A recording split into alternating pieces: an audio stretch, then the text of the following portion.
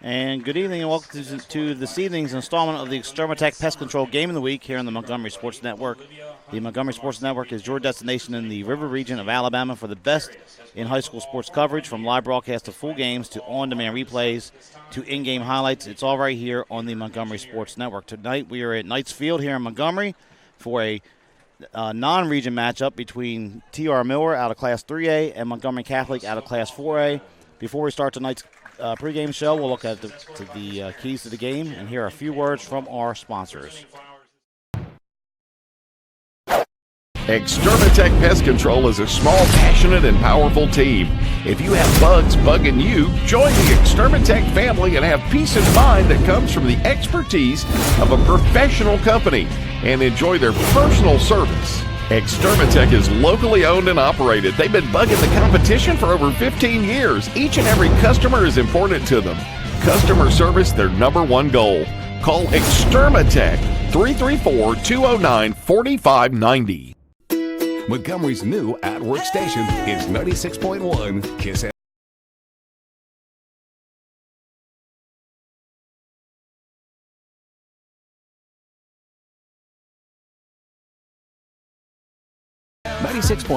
KISS FM.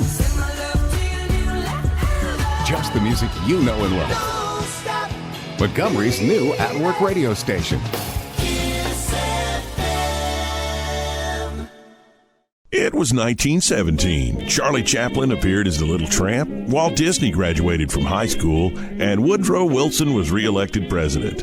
And in Montgomery, Chris's sold their very first hot dog. Move forward to the 1950s. Hank Williams was hanging out at Chris's. Up through the 70s and 80s, many stars and politicians discovered Montgomery's little secret. Jump ahead to the new millennium. Riverwalk Stadium, the alleyway, and the new downtown. It's now 100 years later, and Chris's is still serving their world-famous hot dogs at 138 Dexter Avenue. How long has it been since you've tasted the city's most famous hot dog? Make Chris's part of your family history. Still family-owned and operated, Chris's makes every hot dog and hamburger to order. Take Chris's to your next party or event. Call-in orders are welcome. Online at chrishotdogs.com and on Facebook. Chris's Famous Hot Dogs. Taste the tradition. Experience the history of the first country music superstar and see how Hank Williams transformed country music and sowed the seeds of what was to become American music. Visit the Hank Williams Museum, nestled in historic downtown Montgomery, Alabama. The Hank Williams Museum is one of the top tourist attractions in Alabama. Museum hours are 9 a.m. to 4:30 p.m. Monday through Friday, 10 to 4 on Saturday, and 1 to 4 on Sunday. And they offer group rates, AAA, and military discounts. If you're injured on the job, the law requires your employer to pay your medical expenses and cover your lost wages for any work-related injury. Employers and their insurers often try to deny workers' compensation claims or limit your benefits. Whether you're totally disabled and cannot work, or if you've suffered some impairment, attorney Matt Matthews has years of experience litigating. For more information, go to the website protectingalworkers.com. That's protectingalworkers.com.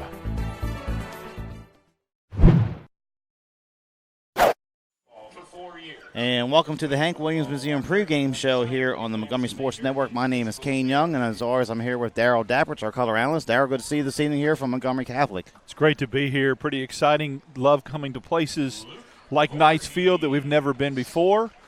Big matchup. You've got a school in Montgomery Catholic that right now is first in the region, is poised to host a home playoff spot, and you can just tell as you come into this gate tonight and come into this crowd, it's nice. People are glad to see us, glad that the broadcast team is here, but they're excited about their Knights and excited about this game tonight. Yeah, late season in non-region game here that's not in Week 11. It's T.R. Miller, Class 3A, currently ranked number 11 at the moment. Coming up here in Montgomery Catholic, currently number 9 in Class 4A. So a big intersectional matchup between these two teams with identical records. Yeah, and when you looked at this 2 or 3 weeks ago, T.R. Miller at the time was undefeated, Montgomery Catholic undefeated. So, both teams would use it as a barometer or a measuring stick, because even though it's not a region game and Montgomery Catholic is going down a classification to play a 3A school, it's still a barometer, it's still something they wanted to see as you get ready. Both teams use this as preparation to go into the playoffs, and we'll talk about the different scenarios later for both squads. There's a lot of different places they could finish and a lot of different places teams in their region could finish, but it is kind of cool to have a different game like this late in the season. That's a non-region game that still is pretty competitive and pretty exciting. And we're having a big crowd gather here. It's senior night for Montgomery Catholic, as they have just introduced the senior football players, and now they are introducing the band members and cheerleaders here in the background. So we'll take a moment to thank our sponsors here on the Montgomery Sports Network. Our title sponsor, Extermatech Pest Control. Locally owned and operated, Extermatech Pest Control is a small, passionate, and powerful team voted the best in Montgomery. If you have bugs bugging you, call Extermatech. They have been bugging the competition for over 15 years. Call 334-209-4590. ProtectingALWorkers.com. Protect Workers' Compensation attorney Matt Matthews has many years of experience litigating workers' compensation cases in Alabama. If you are hurt on the job, he can help you get the benefits you deserve. Visit ProtectingALWorkers.com or call 334-721-4878. The Hank Williams Museum, this 6,000 square foot museum, is located at 118 Commerce Street in downtown Montgomery. You can take a step back in time and learn about the musical history and life of a Montgomery man who is known as the legendary singer Hank Williams. Browse the large gift shop. Groups are always welcome. Chris's Famous Hot Dogs. Chris's is celebrating its 101st year in business in the capital city. Located just down the street from the Capitol building at 138 Dexter Avenue. Chris's Famous Hot Dogs taste the tradition. Call orders in advance 334-265-6850. Mid-State Burglar Bars and Ironworks. Mid-State Burglar Bars and Ironworks is a local owned and operated business. They have been in business since 1985 and serve Montgomery and the surrounding counties. They build and install burglar bars, AC guards, storm doors, and more. Make sure to check out their decorative handrails. They are a work of art. Their philosophy is being honest, dependable, fair-priced, and to treat each customer with respect. Call Mid-State 334-313-9015. And here's Darryl with the rest of our sponsors. American Oak & More, they're committed to offering exceptional furniture at affordable prices. American Oak & More's friendly staff will help you locate exactly what you're looking for, from patio, mattresses, dining, bedroom, living room, entertainment consoles, youth, occasional furniture, and more. They were voted best in Montgomery. You don't pay with fake money, so don't settle for fake wood. Call 334-277-7793. La Zona Rosa Hillwood Mexican Cafe, located at 2838 Zelda Road, minutes from downtown Montgomery. They are one of the area's finest Mexican restaurants. From their great lunch selection and value to the tablecloth and candle evening atmosphere for dinner, La Zona Rosa has something for all. Dine in or carry out available. Call 334-274-1153. Industrial Specialty Company Incorporated. Since its beginning in 1974, Industrial Specialty Company has built an international reputation as the premier provider of high-quality precision machine parts and assemblies, custom designed and fabricated industrial equipment, fixturing, tooling, aluminum anodizing, and military spec painting. Virtually every operation necessary in creating a part is completed under one roof, enabling ISCI to control each project each step of the way. Their one-stop shop organization greatly simplifies client purchasing efforts and significantly reduces cost and lead times of product. Visit their website, industrialspecialty.com, or call 334-277-2224 to learn more about ISCI. And would like to thank our media partners, the stations of Blue Water Broadcasting, News Talk 93.1, KISS FM 96.1, 97.9 Jams, Bama Country 98.9, Yo 100.5, Classic Country The Possum, 104.9 The Gump, and 107.1 The Vault. They are local folks helping local business. Call them today and let them help your business at 334-244-0961. So a big thank you to all of our sponsors.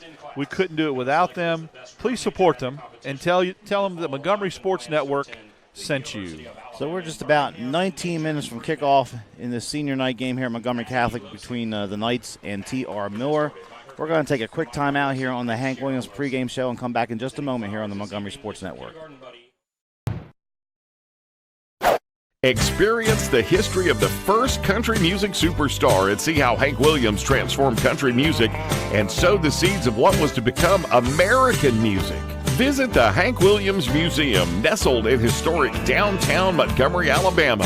The Hank Williams Museum is one of the top tourist attractions in Alabama. Museum hours are 9 a.m. to 4:30 p.m. Monday through Friday, 10 to 4 on Saturday, and 1 to 4 on Sunday.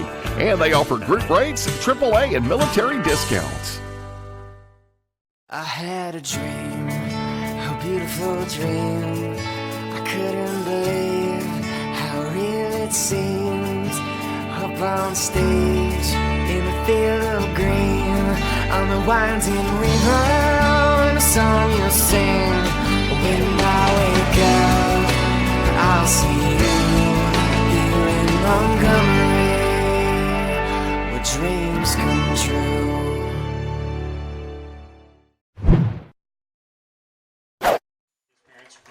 And welcome back to the Hank Williams Museum pregame show here on the Montgomery Sports Network, as Montgomery Catholic will play host to T.R. Miller in a non-region contest. My name's Kane Young. I'm here with Darryl Dapprich. And Darryl, we're going to get into our keys of the game here this evening on the pregame show. We'll start off with the visitors from Bruton, T.R. Miller, making the drive up here tonight. First key for T.R. Miller will be to bounce back. Yeah, they've lost 2 in a row, Kane. They've lost to Mobile Christian, who is first in the region. And then last week, the Mobile Christian game, by the way, was brutal. It was a late comeback by Mobile Christian. T.R. Miller thought they had that game won. Then they didn't do a very good job of bouncing back. There seemed to be a residual effect last week as they played Thomasville High School and lost 28-12.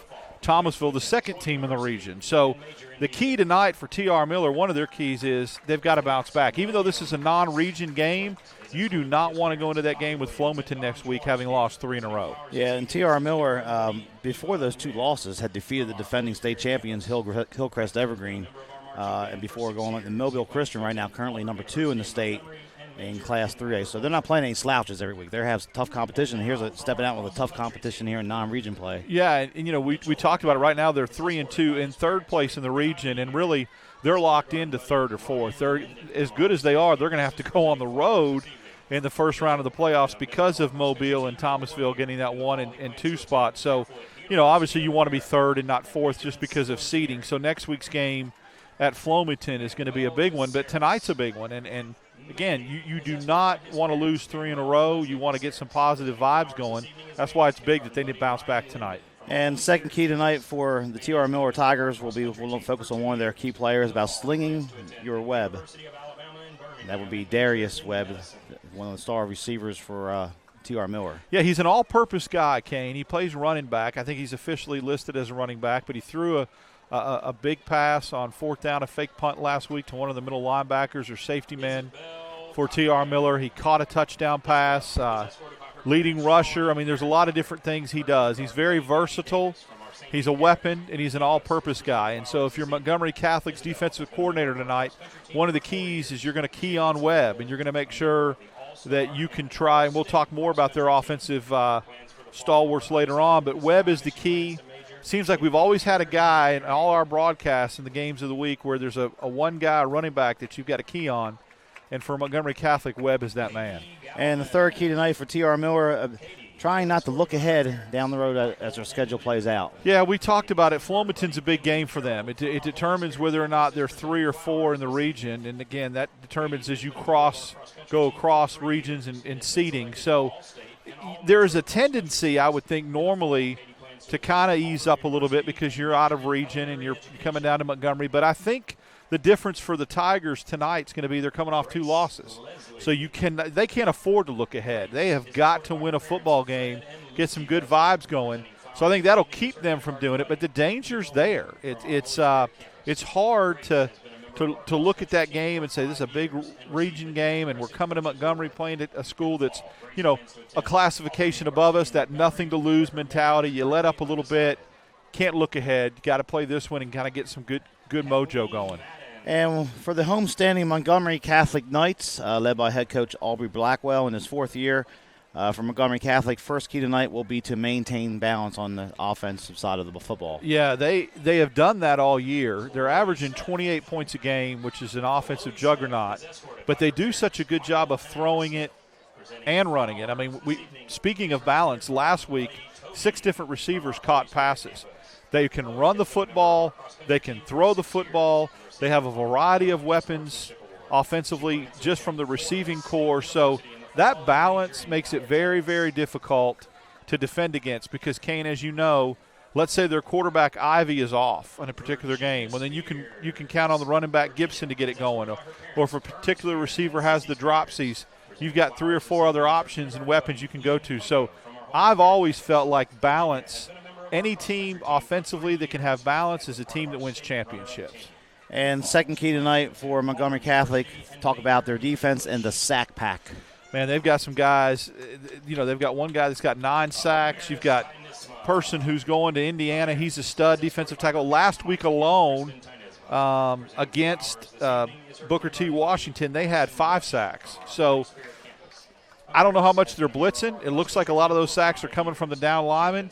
You can get that kind of pressure on the quarterback without bringing linebackers and safeties.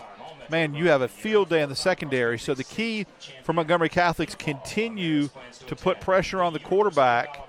Jernigan hasn't had too great of a year for T.R. Miller, so if you can put pressure on him without bringing the house, that's key for the Knights tonight. Leading tacklers for the Knights this season, Drew Smith with 58 and C.J. Person, as Darryl mentioned, with 57. So they are 2 players to watch out for in the Montgomery Catholic defense. And the third key for Montgomery Catholic, same thing as T.R. Miller, talking about not looking ahead because they have a big matchup coming up in week number 10. Biggest game of the year for them. We talk about these inner-city rivalries. We can talk about the Flomaton T.R. Miller, but this game, Montgomery Catholic at Headland will decide, unless Headland loses to Dale County tonight, which we don't foresee that happening, will be for all the marbles. I mean, how great is that? The last game of the year, and you're playing for the region championship. So here is what could bite Montgomery Catholic tonight. You look at the opponent, who's coming off 2 losses. You look at an opponent where you're playing down a classification, and you're looking at an opponent next week that's going to probably decide who the region champion is. Man, the natural tendency would be to let up a little bit and look ahead. I think it's going to be more difficult for Montgomery Catholic to fight that tendency than it is T.R. Miller. And Montgomery Catholic, they won the region last year, which was the first time since 1989. Also the first time they won a playoff game last year since 1989. So that opportunity is there for them to go back-to-back. We know they're guaranteed a home game in the playoffs at this point. They're locked into, at worst, the 2 seeds. So they're basically playing for 1 or 2 seed next week in that region, basically the region championship game in week 10. So I think another interesting aspect we haven't talked about, this T.R. Miller, one of the true blue bloods of Alabama high school football, the 6-time state champions. Coach Riggs was there for a long time. And Montgomery Catholic, with all due respect to one of my wife's favorite bands, New Kids on the Blocks, they are really the new kid on the block here in terms of success. And Coach Blackwell's gotten it turned around here, going for back-to-back region titles. Does that factor into the game here? Just one team's used to being in these types of contests year after year, and Montgomery Catholic's kind of new to the big intersectional matchup, I guess you could say. I think it would if Montgomery Catholic didn't have the success they had last year. I think last year would have been more difficult, that playing out of their element a little bit. The fact that they won it last year, and then you look at their roster and their numbers and the depth, I think that Montgomery Catholic will not come into this at all deer in headlights, or the moment will be too big. You're right about the blue blood thing, T.R. Miller, but this is a different year. And I remember a football coach at Troy saying something one time pregame where, you're not playing the legacy of a particular school. You're playing that school that year. So I think that's going to be key. And when you look at this region, Kane, that Catholic is in, Region 2, 4A, we talked about it, a little sneak preview, but you've got basically 3 teams that we feel like are locked into the playoffs, Catholic, Headland, and Trinity. And then Ashford or ACA, even though ACA is in last, they've got Booker T, and they've got Dale County, and they've got Ashford ahead of them. Or actually, they've lost to Dale County already. If Trinity was to beat Ashford tonight, this is how wild this region is. Not only is 1 and 2 not decided, if Trinity was to beat Ashford tonight and ACA was to win out, the team currently in last place in the region would go to the playoffs. It's amazing. So it's just it's a really crazy region. It's a region, if you asked me at the beginning of the year or anybody else, would have probably predicted ACA with the kind of year they had last year to win the region. And then Trinity coming out of nowhere. Of course, us being the good luck charms, but at Trinity going over there. But they have come out of nowhere, and they're really locked in the third spot. So crazy region, but an exciting region. So a lot of football left to be played here the last couple weeks of the season here on the Montgomery Sports Network. If you've been with us the last few weeks, we've had several close games. We expect the same thing tonight here between TR Miller and Montgomery Catholic. I'd like to remind you that you can go to our website, mymgmsports.com. We have games archived there on demand. You can watch us live from that website. You can go to YouTube, search Montgomery Sports Network. You can go to Facebook, like our page on Facebook. There are highlights on Facebook, videos and from games. You also go to Twitter and follow us at MyMGM Sports, where we also post highlights and information throughout the season here. All of our games are archived on YouTube. You can watch us on there or at mymgmsports.com. Also, I'd like to remind you that we are somewhat at the mercy of the internet providers here at Knights Field and everywhere else. So if we go in and out, realize we're working to get that fixed. If it does happen, sometimes the broadcast is smooth. Sometimes it varies depending on the crowd and the availability of internet service at our location. So just be aware of that if you're watching a broadcast tonight at home, whether it's on your phone or Roku device or in some other stadium throughout Alabama this evening. Well, it's kind of cool. We asked one of the radio guys, Mr. Costanza, about the heritage of this field. Was there a particular name? And one of the things I thought was cool, Knights Field reminds me of the Natural. Yes, that's right. Robert Redford going yard at Knights Field, and we're here at Knights Field. I keep thinking about that movie, but there's a lot, and we'll talk about it, the different elements of Montgomery Catholic and their offensive and defensive guys that are key performers, as well as T.R. Miller. And the coaches for these teams, for T.R. Miller, they had to replace the legendary Jamie Riggs, who won 4 state titles from 1989 to 2015. He won almost 300 games at the school. And in his first year is Keith Edridge, no stranger to success, 126-46 as 13 years as head coach. 11 of those seasons were at Leeds, where he won 4 state championships. Also had a runner-up finish, and he's trying to bring some of that state championship magic back here to T.R. Miller down in Bruton. Yeah, they went out and got an established coach. They didn't promote or elevate an assistant or go get somebody. They got somebody that's won a lot of games and is used to success because, as you mentioned, that's what a blue blood does. And T.R. Miller, with the first year, Keith Etheridge, has 3 guys. I think we talked about one, but quarterback Blake Jernigan, he had 170 yards and 2 touchdowns last week in a loss to Thomasville. You got Darius Webb, who is their running back, their all-purpose guy, and then Micah Flores, one of their big play receivers who caught a touchdown pass last week. So those are the 3 guys, when you watch film on T.R. Miller, that kind of jump out at you. I'm sure we'll see other guys emerge tonight, but those are the ones, Kane, that kind of jumped out at me. And for Montgomery Catholic, head coach Aubrey Blackwell, in his 4th year, has really turned things around here on the east side of Montgomery off Vaughn Road. 28-13. They won the region championship last year in 2017, won their first playoff game since 1989 over Sipsey Valley, a school up near Tuscaloosa, and they're trying to build on that success from last season in 2017. And they do it with a phenomenal offense, as we talked about, 28 points per game. We talked about one running back. They got a dynamic running back, number 7, Daryl Gibson. Spells his name right, too, by the way. Spells it good. 1,250 yards, 15 touchdowns. That's right, in case you guys thought the internet went out for a second, and I didn't say that right. 15 touchdowns for Daryl Gibson and 1,250 yards. Their quarterback, who makes it all go, Christian Ivey, completes passes, Kane, at 63%. He's had 819 yards and 11 touchdowns, but he's also rushed for 345 and 2 touchdowns. So he's kind of a dual threat. And then we talked about a host of receivers. They got a bunch of guys, but DJ Carter's got the most yards and the most touchdowns, number 2, the sophomore. They are very, very dangerous on offense. You talked about the 2 guys on defense. We talked about the pressure. Well-rounded football team. This is an example where stats don't lie. That's why they're leading the region. Yeah, very dynamic team. They can get the football into a lot of players' hands and make things happen here for the Knights. We're going to take a moment here for the prayer and the national anthem. Father, thank you for bringing together these 2 fine schools and for the gifts that you have bestowed on them. Allow both teams to play to the best of their ability, to represent their schools with honor, and to be kept safe from all injuries. We pray that all return home safely. God of peace, we pray especially for those who have served and laid down their lives for our country. We pray all of this in the name of your Son, Jesus Christ. Amen. In the name of the Father, and the Son, and the Holy Spirit. Amen.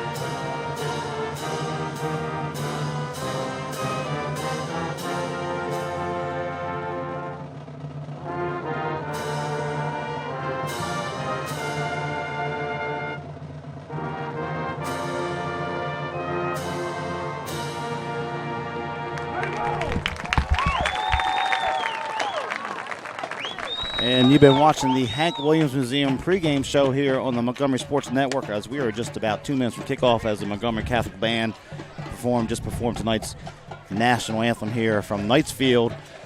Look, we're located out on Vaughan Road here on the east side of Montgomery. For those of you familiar with the area, Montgomery Catholic welcoming us here to this evening. We appreciate them having the Montgomery Sports Network out here, Darryl.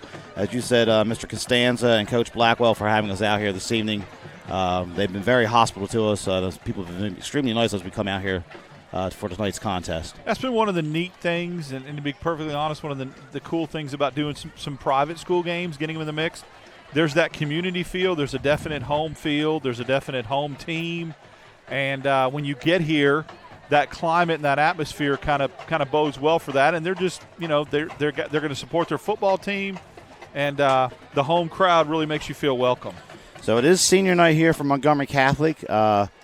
Seniors getting ready to go out there actually they're out there for the coin toss right now at the moment. Just kind of see who wins that. The Catholic has a number of seniors out here lined up along the field. They only send 4 captains out there, but on the sideline here waiting for the results of the coin toss. Montgomery Catholic will come out of the end zone to our right, the south end zone.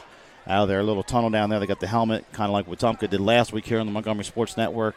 And T.R. Miller will come out of the end zone to our north here on to the left as the head official still discussing the options with the teams here as they'll get lined up.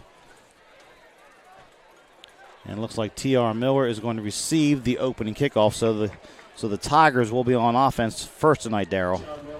Yeah, want to go ahead and get it started. Interesting to see early on if Montgomery Catholic's defense and the defensive line and the sack pack, as we talked about, key to the game, if it lives up to its name and its reputation. We'll find out rather quickly as Montgomery Catholic will go on defense first. And Montgomery Catholic defense, as you said, looked over those stats and look at the players here in warm-ups and the numbers on the jerseys that are making the plays. It does look like it's the defensive line that is doing a lot of this pressuring the quarterback throughout this 2018 season. If they're getting that kind of pressure, Kane, without bringing linebackers and safety, the secondary is going to have a field day tonight because Jernigan, looking at film, has had a hard time getting the ball downfield. Of course, I was looking at some of the rushing statistics. You can run the ball a little bit on Montgomery Catholic. Where they've gotten most of their success is pressuring and rushing the quarterback. So we'll see how that all plays out tonight with Webb being a weapon for the Tigers. And the Knights come out of the tunnel to their little helmet tunnel to our right. They take the field. T.R. Miller comes busting through there. Banner to our left in the north end zone, and we're about ready to get things kicked off here on the Montgomery Sports Network. As always, you can follow us at mymgmsports.com. Go to Facebook, like our page there for Montgomery Sports Network. You can watch our games on YouTube on demand. We also have games archived there. Again, you have a Roku device. You can watch at home. If you're in another stadium across the state, you can watch us live there. We'll try to keep you up to date on scores tonight as we can throughout this evening's contest. But again, the crowd from Bruton making their way in here. They're starting to fill the stands up on the far side. The home side here for the Knights already pretty much filled in as the senior parents have made their way back into the stands. here on the senior night for Montgomery Catholic. Montgomery Catholic wearing the all black. Oh yeah, I was evening. going to comment on that. For those watching our broadcast and our telecast, it's just goes without saying, Montgomery Catholic's got some nice looking uniforms, some sweet big time looking uniforms, and they look intimidating in that all black, really big time, as they take the field through their inflatable helmet. This atmosphere and this environment is so much different from the last time I was here. So good for Montgomery Catholic and what they've built here. And I was watching talking about uniforms, I was watching their spring game, a little prep work today, and they had the dark blue jerseys on for the spring game. So the black jerseys look sharp here for the Knights, as number 37, Michael Russo, will kick it off. Back deep is Jalen Walker, the deepest of the men here for T.R. Miller. And the kick goes away, and the Extermatech Pest Control game of the week is underway, as the Tigers will get the football. And a good return here for T.R. Miller, as it was not Walker on the return. They kicked it to number 31 on the return. That was going to be Samuel on the return for T.R. Miller, so they got good field position to start out. Kevon Samuel, in some of the film we watched, was got a lot of carries for T.R. Miller. He's one of the backup running backs. So, in fact, he's in the game right now at running back, dotting the I for T.R. Miller. So T.R. Miller comes out in the I formation. Samuel, the deepest of the backs here for the Tigers. 4-man front for Catholic to start out. Samuel gets a carry left side, moves across the 45 out to about the 47 for gaining about 3 on the play. And now I was going to say T.R. Miller did us no favors. We go and hype up the key of the game, and then Webb doesn't even start the game. He's in now, though, and he's flanked out. And they list him as a running back, but I think he's more of a kind of an all-purpose back. I mean, they've got him spread out at receiver right now. So 5 wide here for T.R. Miller on second down and 7 from the 47. They're going to hand this off the near side here, looking to get the ball. And on the carry there was number 45, Walker, and it's strung out nicely by the Catholic defense. Yeah, the jet sweep that time. Montgomery Catholic sniffed it out, really did a good job of running sideline to sideline, and there was nowhere for Walker to go. Even if he turns that up, Kane, he gains nothing on that carry. So 3rd down and 7 here for the T.R. Miller Tigers. Joseph Jernigan is the quarterback, wears number 12. Looks like they're going to go 5 wide again here in the opening drive. Webb is down here at the bottom of the screen in the slot. Jernigan looking, trying to set the screen up. Catholic has it dissected. Jernigan's got to take off to the near side here. Gets across the 50, falls forward, and he's going to be marked just a little bit short of the first down. Good job by Jernigan. Had nothing downfield, and really the only chance that T.R. Miller had to get a first down was Jernigan tucking it. I don't think that they're going to punt. They are about a full yard short of a first down, Kane. 4th and 1. And they're going to go back to the I formation with Samuel at running back from the tailback slot. And maybe trying to get him to jump offside. A lot of noise here from the Catholic stands below us. Play clock still has 8 seconds on it. Double tight end set. Oh, the quarterback Jernigan falls down. He's going to stop right there at the 49. He looked like a lineman stepped on his leg as he tried to come out from under center. Yeah, and that blew up the play right there. He was down because his knee was down before he made the pitch. Unfortunate set of circumstances for the Tigers because it looked like they got a little bit of a push. Samuel would have had the first down, but as it is, Montgomery Catholic with a great job on 4th down stopping, and now they take over at the 49-yard line of T.R. Miller. So Montgomery Catholic led by quarterback Christian Ivey. We talked about him in the pregame. Darrell Gibson, the running back here, with trips off to the far side. They're going to toss it to Gibson, trying to get the corner on the right side here in the sweep. Has some blocking from his receivers. Gets across midfield. And I run out of bounds near the 45-yard line on the carry. Really nice, patient run by Gibson. Only a 5 or 6 yard carry, but he really waited for his blockers to set things up. He didn't rush into the back of an offensive lineman. They actually only gave him 4. I guess he stepped out of bounds, but it was a nice little carry by Gibson on first down. So the marker at the 45-yard line. It'll be 2nd and 6, 9:15 left first quarter. This time in a pistol set.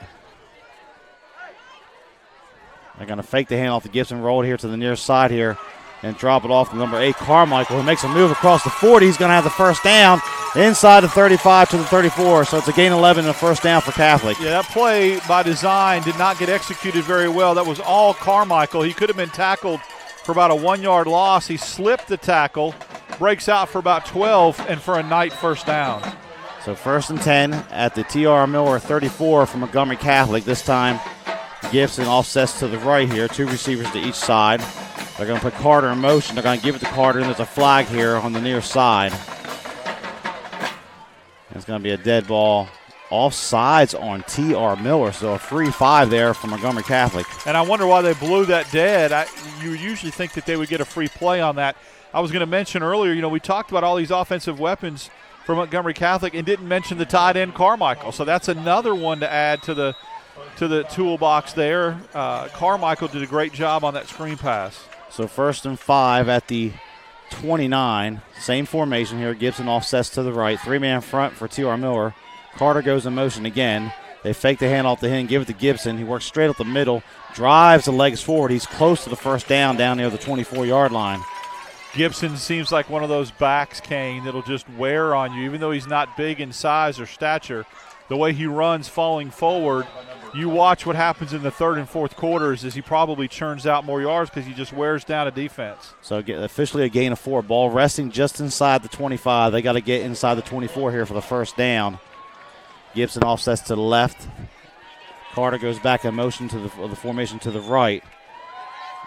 Gibson takes it right side. He's going to have the first down. Gets down to the 20 where he's finally spun down at the 19-yard line. Tackled by Webb over there on the far side, but it's first down for Montgomery Catholic. Good job that time by Gibson, but you can see it getting set up.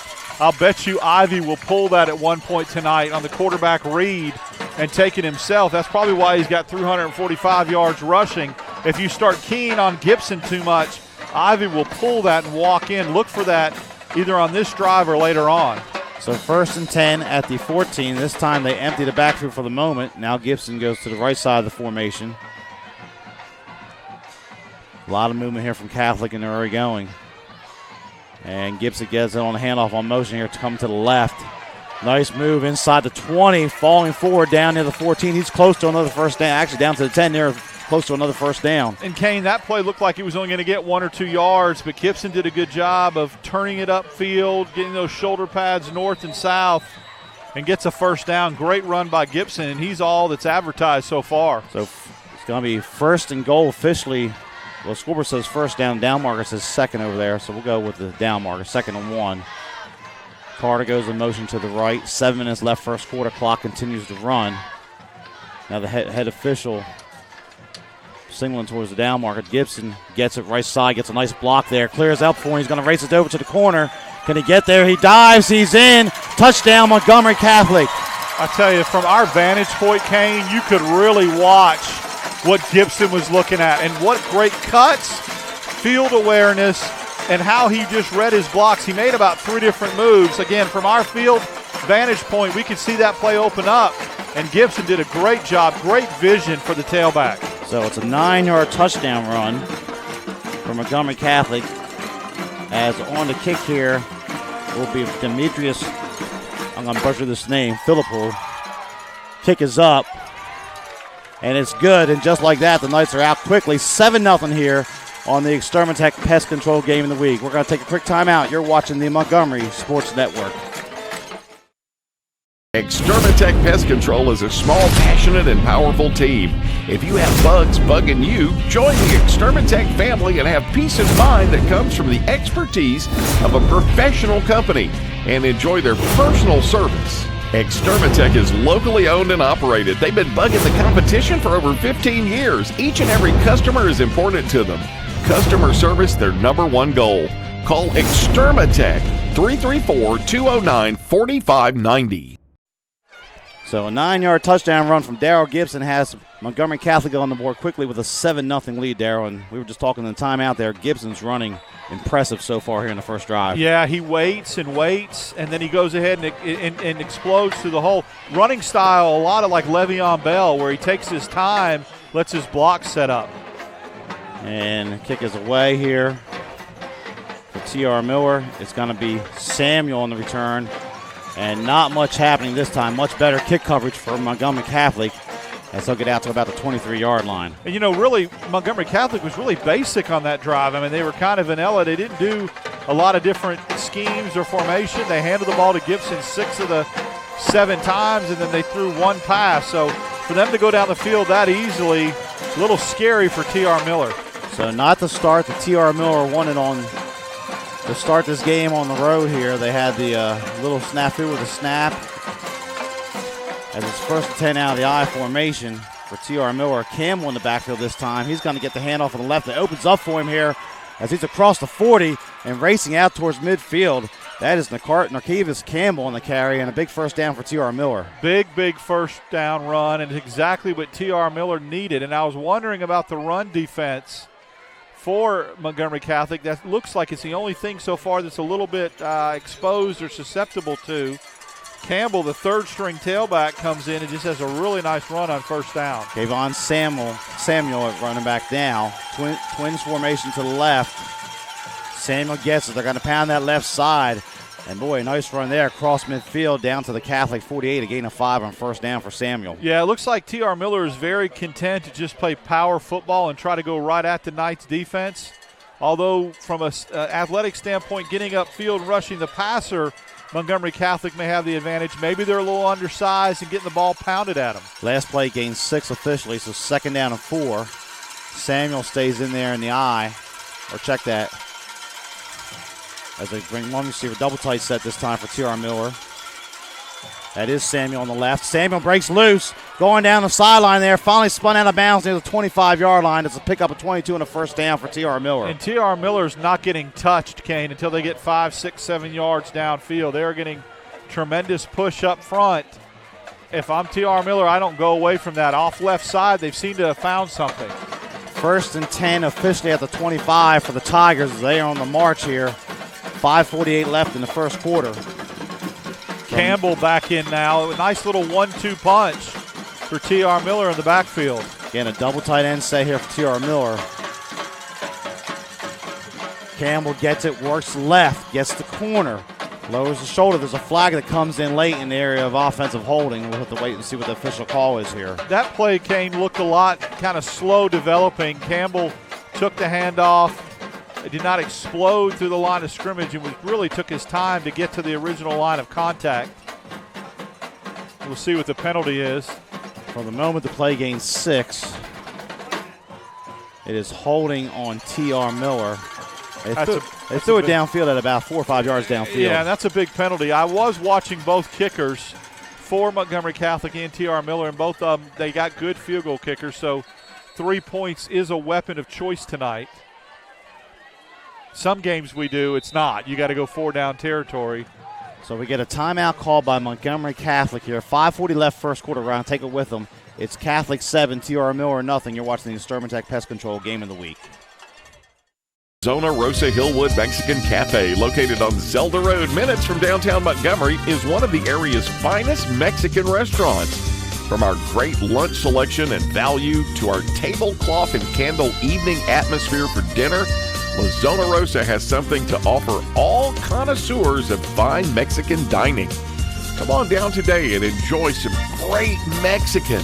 La Zona Rosa Hillwood Mexican Cafe on Zelda Road, minutes from downtown.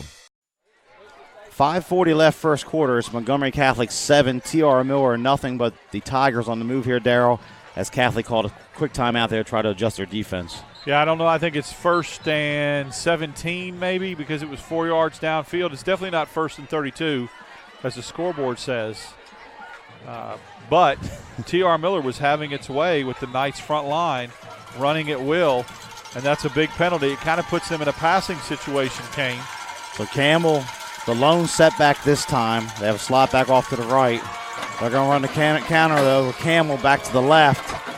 And he's going to push the pile forward back near the original line of scrimmage. He's going to pick up about 6 there, bringing up 2nd and 11. Yeah, they're real content. I mean, that left side is what they're going off tackle. And so far, 6, 7 yards a pop. Montgomery Catholic has not stopped it yet. Campbell lost his helmet on the play, so he has to come out for at least one play as Kayvon Samuel checks back in at running back here. Wonder if they're going to throw some kind of screen to Webb. We have not seen him used at all tonight. Webb off in the slot to our right here at the bottom of the screen, along with Kadarius Jenkins. The fullback is Gavin Leggett on 2nd and 11. Now hand this off Samuel, who goes across the 25 down to about the 23, bring up a 3rd down and long for T.R. Miller. And that time it looked like Catholic made the adjustment. They kind of closed up that gap a little bit. Samuel was not able to get his customary 6 or 7 yards, but it is 3rd and 8. I would think that you're having to pass here. Running a lot of players in and out. Jernigan actually running off to the sideline here. We might see maybe a Wildcat. Yeah, it must be maybe to Webb. And I did see him throw a pass to middle linebacker on a fake punt, so that option is still there for Webb to throw it. Notre Dame box here. Webb calling the signal, play clock at 3. He's going to have to hurry up. Webb gets it, goes to the right, and nothing's happening there as big number 55, C.J. Person, slams into the ground. Indiana signee, University of Indiana football scholarship, and Person sniffed that out. And it looks like now they'll try to attempt a field goal. T.R. Miller's got to try to get some points out of this. So it'll be a field goal attempt here for number 17, Matthew Morgan. About a 42-yarder. He was nailing these in warm-ups. We were watching them out there, as Darryl mentioned, with the kickers. Both teams have pretty good kickers. Let's see where they officially spot this. So now we got a whistle, and looks like a timeout taken by T.R. Miller. So we're going to take a quick break with them. 3:40 left first quarter. It's Catholic 7 and T.R. Miller nothing. You're watching the Montgomery Sports Network. I had a dream, a beautiful dream. I couldn't believe how real it seemed. Up on stage, in the field of green, on the winding river, and a song you'll sing. When I wake up, I'll see you here in Montgomery, where dreams come true. So the Knights lead the Tigers 7-0. As we saw initially, T.R. Miller line up for a field goal. Then they took a timeout. The coaching staff did. And Coach Etheridge was over there really in the official's ear. I don't know what about. I don't know what he's upset about. He's still barking at the officials as he just slings a football to the sidelines. I don't know if they had a kicking ball in there. I don't know. He may be mad at his ball boy. But nevertheless, looks like Matthew Morgan's coming on for about a 43-yard attempt here. 42 yards officially. They might have had the New England Patriots ball in initially. They had to get something a little stiffer. Miller Hart is the holder. This is within the range for Morgan. Good snap and spot. Morgan's kick is away, and it's going to fall just short. No good. He was nailing those in warm-ups, but he came up short here in the game. Yeah, interesting. Right on target, and I don't know if he kicked the ground or underneath the football, but he just got way underneath it. And so Catholic dodges a bullet. You know, T.R. Miller was having its way rushing the football, and we talked about penalties, and that came back to haunt the Tigers as they get no points out of that drive, and now Montgomery Catholic's potent offense gets an opportunity with the ball. So 1st and 10 after the stand by the Catholic defense. Will start it out on their own 20 as Gibson's off to the right, and now we have another whistle here from the head official. And the ball on the previous spot was at the 25. Usually, though, in high school, if they missed a kick, they reset it at the 20. I'm sure that's what the discussion is about on the field position here. Put it to this way, we can't have a kick six in high school football. That's not have one. So it's 1st and 10, officially at the 20. They'll whistle it back in here. 3:34 left first quarter. Knights 7, Tigers nothing. Going to motion Carmichael to the near side here. Gibson gets the handoff, trying to get the corner here to the right, and he's going to be slung down there. A nice job by the T.R. Miller defense. Campbell on the tackle for the Tigers. Campbell going both ways. The tailback that was so impressive on that drive does a good job of tracking down Gibson from behind, holding on for dear life onto his jersey. So no gain on the play. It'll bring up 2nd and 10. I'll tell you, Kane, I've been very impressed with this Montgomery Catholic atmosphere here. We're right in the middle of it with the band and the Spirit Squad, but they really have come out and supported their Knights. Yeah, huge crowd here on the home side. Good travel crowd for T.R. Miller coming up from Bruton. Good 2 hours away from here. Empty set here. Play clock down to 3. They're going to have to hurry. Ivy's going to look to throw it. He throws it out there to the right. It's complete to Gibson, the running back. He is going in the wrong direction. He's going to be dropped back well behind the line of scrimmage, and they'll bring up 3rd and long for the Knights. Well, I was going to say T.R. Miller, from a defensive standpoint, really has to bow their necks on this drive. You don't want to miss an opportunity to get points and then let Catholic go down the field. So they have come out and done a great job, done what they're supposed to do defensively to put themselves maybe and getting the ball back in good field position. 3rd and 19 from their own 11 for the Knights. Ivy going to look to put it up. Actually, he hands it off. I take that back. And there's a flag coming in late. He handed it off to the slot man on a little counter trap. Or excuse me, Gibson got it. He was a delayed draw on the carry, but only got 2 yards. Yeah, see if they can decline the penalty. Unless it is something against T.R. Miller, I couldn't see. And the coaching staff for T.R. Miller is saying decline, waving their hands on the other side here, so they assume it's against Catholic. It is holding on the Knights, so they'll decline that. So, as Darryl said, to play game 2 to bring up 4th down in a punting situation for the Knights. All you would have had in that scenario, Kane, was half the distance. So, the way, 5-yard loss. So, the way it is now, you get the ball. Catholic's going to have to punt from the shadow of its own end zone. Micah Flores back deep for T.R. Miller. And punting the ball for Catholic will be number 37, Russo. No pressure. Kick is away. Flores not going to be able to return it. Great coverage by Catholic. And a T.R. Miller player got dangerously close to that rolling football there. Real what close. A kick. Yeah, that was a great kick. And what was difficult to field that kick was the rotation and the spin of the football. Had that little Australian thing going there, running and kicking it. It's going to net 50 yards with the roll. So Coach Blackwell will take that all day long. So T.R. Miller comes back out here in offense. Good field position back to the 37. And as Darryl mentioned just a minute ago, the atmosphere, we got the band right below us here, so you're probably going to hear a lot of noise, a lot of cowbells this evening, but that's okay too. So, and they got one of the better mascots I've seen. They've got the actual knight down here dressed up, playing with the kids. So 1st and 10 to 37. Samuel dots the I for T.R. Miller. He's going to get this on the left side again. They're trying to wear it out over there. He's going to break loose across the midfield. Picks up 15 and a 1st down for the Tigers. There's going to have to be a defensive adjustment from the Knights. The left side, they're gashing them, and there's no answer right now. If you're Montgomery Catholic, T.R. Miller just keeps running it at that spot. The only time Montgomery Catholic stopped them, Kane, is when they try to run up the middle or go wide side on that jet sweep. So it's 1st and 10 into Catholic territory at the 48 as we approach the 1-minute mark of the first quarter. Samuel stays in there. Twins to the near side. Going to hand it back to the left, and Samuel bowls his way over left guard, in across the 45 to the 43.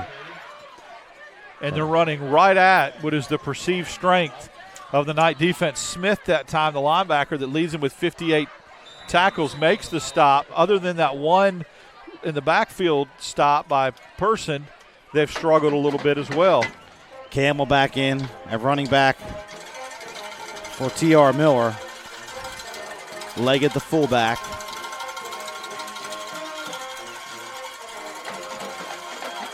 They're going to hand this off to Campbell. He stutter steps to the line of scrimmage. Still going to pick up positive yardage as he gets down near the 40, bringing up a 3rd down and short. And keep in mind, Kane, T.R. Miller was stopped on a 4th and 1 where they were driving, and they missed a field goal. So they could have some points right now and be up in this football game. And, wow, that first quarter has just flown by. So the clock is going to hit triple zeros here from Knights Field with our score, Montgomery Catholic 7, T.R. Miller nothing. You're watching the Extermatech Pest Control Game of the Week here on the Montgomery Sports Network.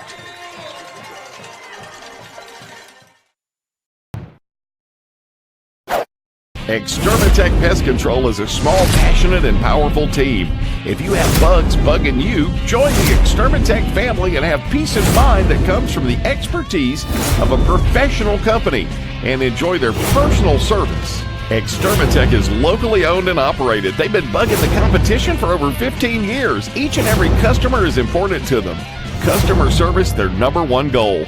Call Extermatech 334-209-4590.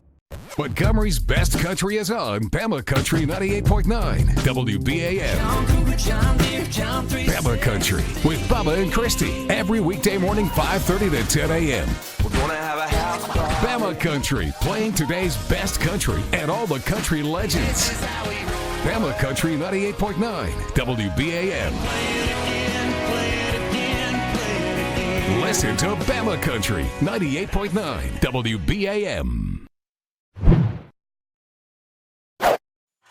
And welcome back to Knights Field as it's 3rd down and 2 for T.R. Miller at the Catholic 40-yard line as we get the second quarter underway. Samuel gets it right side. He's going to fall forward to have that first down to the 37. And the tackle being made in the backfield, the helmet almost came off from Smith that time, or he'd have to come out of the game. I think they're going to measure. Boy, that's a injured player for T.R. Miller. That's what it is. One of the players fell down there. So they did get the first down. They did get the first down.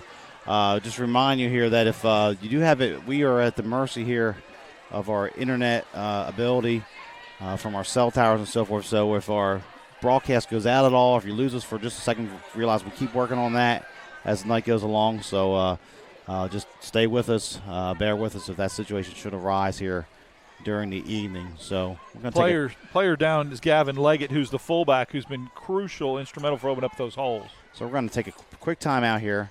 11:55 left, second quarter. It's Catholic 7 and T.R. Miller nothing.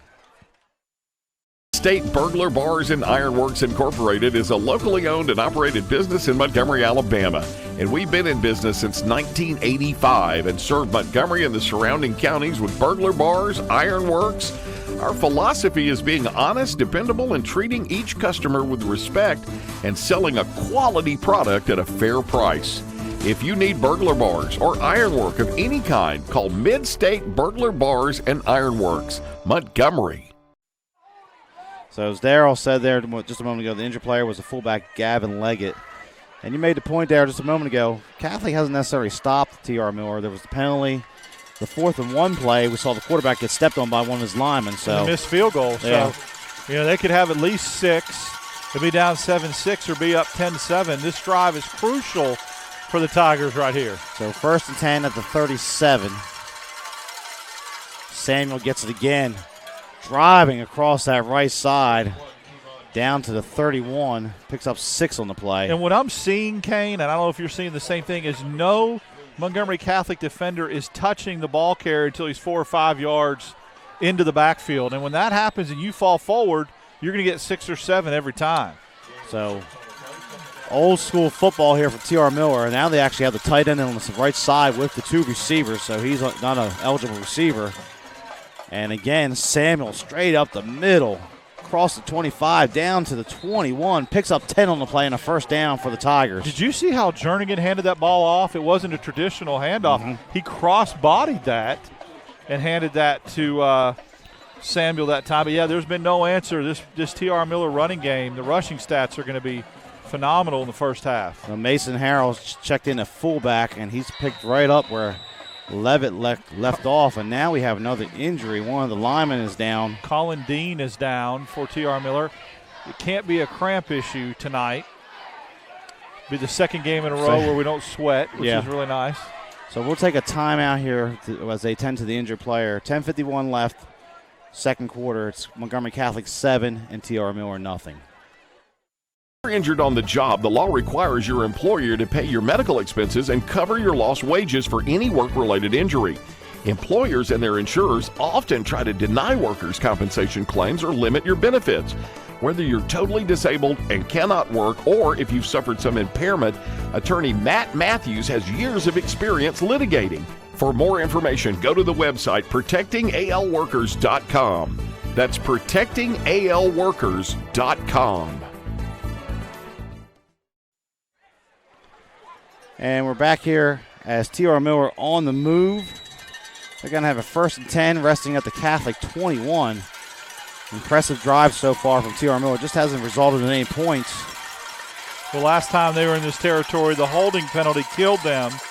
Let's see if they can stay away from that and just keep with the ground game. So Samuel in the backfield.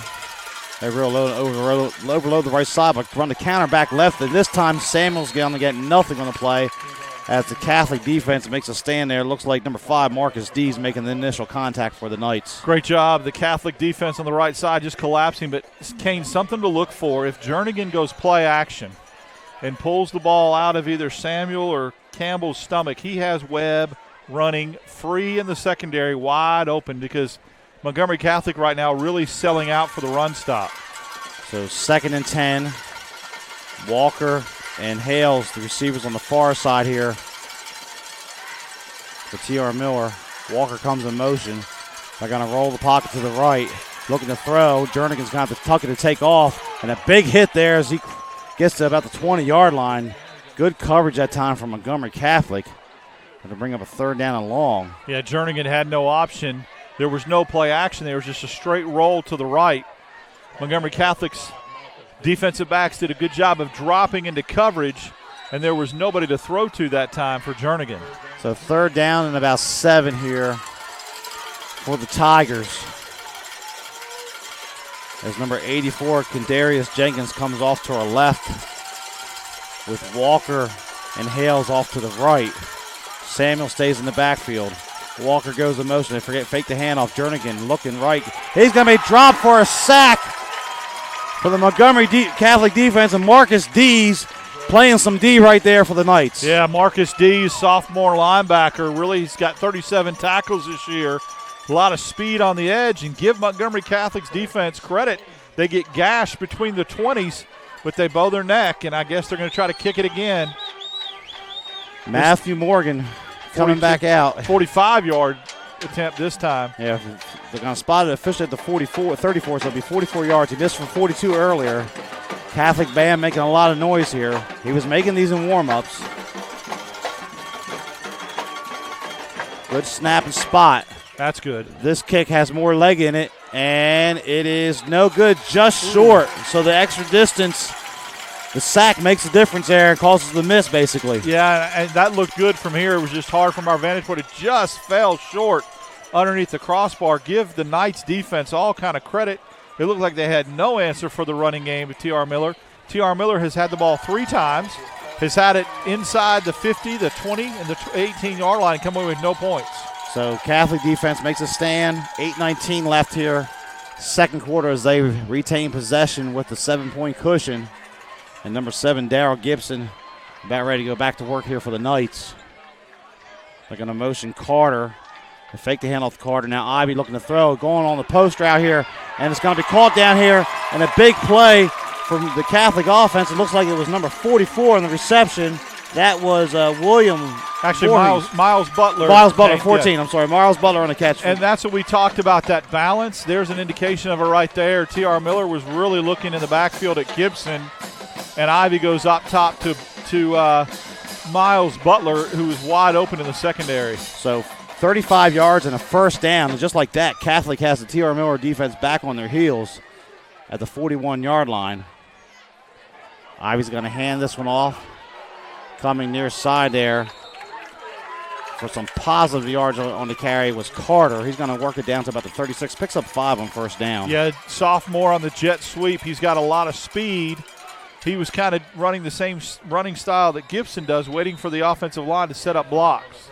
So 2nd and 5 at the 36. 7.5 left till halftime. And the Knights are on the move again. Gibson offset to the left with Carmichael in the slot. Now they switch positions here, left to right. Gibson gets it, works left side, tiptoes across the 35 down to the 33, bring up a 3rd down and about 2 for the Knights. You know, Gibson does a great job of what they call getting small in the backfield.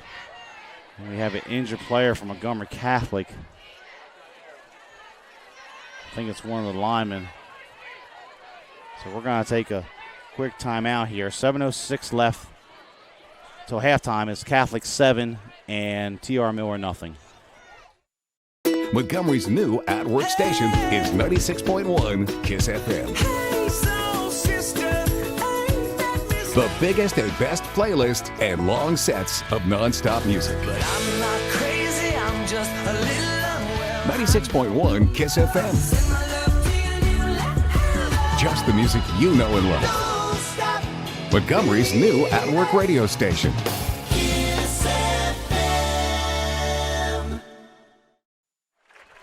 And a nice hand here for the Catholic player. I didn't get a read on the number, Darryl. Did you get 58? 58. That is going to be Tate Holofield coming off the field now on his own power, which is good to see. So taking precaution with him. Brings up 3rd down and 2 for Catholic at the 33, but they've been on the move here on this possession. Some good play calling from the Knights. D's coming in the game, that big linebacker. We're going to come some kind of power set here. I'd look for Ivy to kind of pull that out. He has not done one quarterback read where he kept it himself. This would be, well, they're going to the power eye right here. So Dees is a fullback. Gibson at the tailback, under center this time. Gibson gets it left. Oh, I don't know. Good job by the T.R. Miller defense getting in there. Number 10, Logan Bush, making initial contact. He's going to be short. It's going to bring a 4th down in decision time for Catholic. Yeah, Gibson that time gets tackled in the backfield. T.R. Miller did a great job of penetration there. Didn't even let Smith clear the way for Gibson. So Butler checks back in as Dees comes out on this 4th down and 2 from the 33. Just outside of field goal range here for Catholic. Gibson offset to the left of the formation. Ivy pulls it, lowers the head and the shoulder. Boy, I don't know. They stood up there. It's going to depend on the spot. I'm going to have to say he's short. Yeah, I think he's a half yard short at least. T.R. Miller did a good job. They're running off the field. They're not even going to measure. Not even going to measure. So the T.R. Miller defense bends but does not break. And another opportunity here for that offense to get the football back with 6:02 to halftime and a rapidly played first quarter and a half so far from Nice Field. And what's big about that, Kane, is that, they gave up that huge play on 1st down. Montgomery Catholic had its whole playbook open once they got inside the 35 there. And T.R. Miller does a good job of just bowing its neck, keeping Montgomery Catholic off the scoreboard. So Kevon Samuel at running back. Webb is out there in the slot, along with Hales on the far side. Jackson to the bottom, or Jenkins to the bottom of a screen. Samuel gets it, coming to the near side here, and nice job of defense again. Person on the tackle for Catholic, along with number 6, Drew Smith, the 2 leading tacklers for the Knights. Yeah, Person did a good job of sealing the edge there, Kane, and he really did not allow Samuel to get outside. And that, running between the tackles has seemed to be T.R. Miller where they had their most success when they've tried to bounce it outside. There's been nothing there. So 2nd and 9. Or check that 2nd and 10. No gain on the play. On the last play. They'll stay in the eye. The fullback now is Mason Harrell. Jernigan going to look to put it up here. 2-man route. Throws over there on the far side, and Webb catches it and racing down the sideline. He may go the distance. Catholic in pursuit. Finally bringing down Webb near the 10-yard line, but the play picks up 57 and a 1st down. We talked about the play action and getting the ball to Webb, and that's exactly what Jernigan does there. In the backfield, they were looking in the backfield a little bit, got caught with their eyes in the backfield, and Webb runs right by him. Big play for T.R. Miller. I'll be honest with you, Darryl. It almost looked like they were going him from the start because Hales was almost blocking immediately as he was making the catch out there. I thought there was a chance that could get picked off. Yes. So 1st and 10, ball resting at the 11 here. Samuel dots the I. He's going to get the handoff left side and drop maybe after a gain of 1, and that's about it here on 1st down. So the clock goes under 5 minutes, bring up 2nd down and about 9 here. T.R. Miller still can get a 1st down, but they're going to have to get the ball inside the 1-yard line. And can the Catholic defense, Montgomery Catholic defense, do it again? They've been asked to do it a lot during this first half. Campbell checks back in at running back. 4.5 left. Clock continues to run. So looking at the yard marker, Kane get a 1st down? They can get a 1st down. Yeah. 2nd and 9 from the 10. Campbell gets it right side, and he's going to be swung back after maybe a gain of 1, maybe no gain on that play. Bring up 3rd and long here for T.R. Miller. Smith really did a good job of reading that play and just stepping into the gap there, stepping into the hole, lowering his shoulder, making a great form tackle for the Knights. So 3rd and 9, you would think a passing situation here for the Tigers. But, they don't have much room to work. The field is so condensed that, look for maybe a screen, some sort of drag across the goal line. Well, you're going to have to call a timeout. Play clock's down to 4 seconds. And that's what they're going to do. So we're going to take a quick timeout with them. 3:40 left in the first half. It's Catholic 7, TRM Miller nothing here on the Extermatech Pest Control Game of the Week. Folks, this is Kathy Wolf from American Oak & More. This is your special invitation to our biggest sale of the year. For a limited time, get up to 50% off the top tag price on everything in American Oak & More's inventory and special orders. Plus, get 0% interest for up to 60 months. That's up to 50% off on living room, dining room, bedroom, home office, and outdoor. Plus, get 0% interest for up to 60 months. We are located on Highway 231 North, just south of the River Bridge. Hurry, sell in soon. Like we've been saying for over 23 years, you don't pay with fake money, so don't settle for fake wood. So 3rd down and 9 for the TR Miller Tigers, Darryl. Once again in the red zone here. As you said just a second ago, not a lot of room to work with. Almost all play action on the passes so far for the Tigers. Yeah, and if they run a little play action here and drop the fullback, because they have a fullback in their offensive formations every time. You could just slide the fullback out a little bit, sneaky into the back into the area around the 2 or 1 yard line, and fake the handoff to Samuel. You may have something. Otherwise, it's condensed. I mean, the Montgomery Catholic defenders are going to really be able to blanket T.R. Miller. So Webb is back in the game in the slot to the right. And you've got Jenkins Samuel out there. Samuel back at running back. Little pistol set this time. Webb comes in motion, gets the handoff there. It's not going to happen for him. Catholic has it dissected. He picks up one, and it's 4th down, and decision time again for T.R. Miller on the field goal. I mean, you got to give Montgomery Catholic's defense so much credit. They allow you to get to certain spots on the field, and then, boy, do they rise up and play hard and gang tackle. The pursuit has been great by the Knights. So 4th down, and once again, the kicker, Matthew Morgan, trots out here. He's missed from 42 and 44. This looks like it'll be about 26-yard attempt from the far right side hash. And Catholic does get the second half kickoff. And they will have time with, they have 2 timeouts left.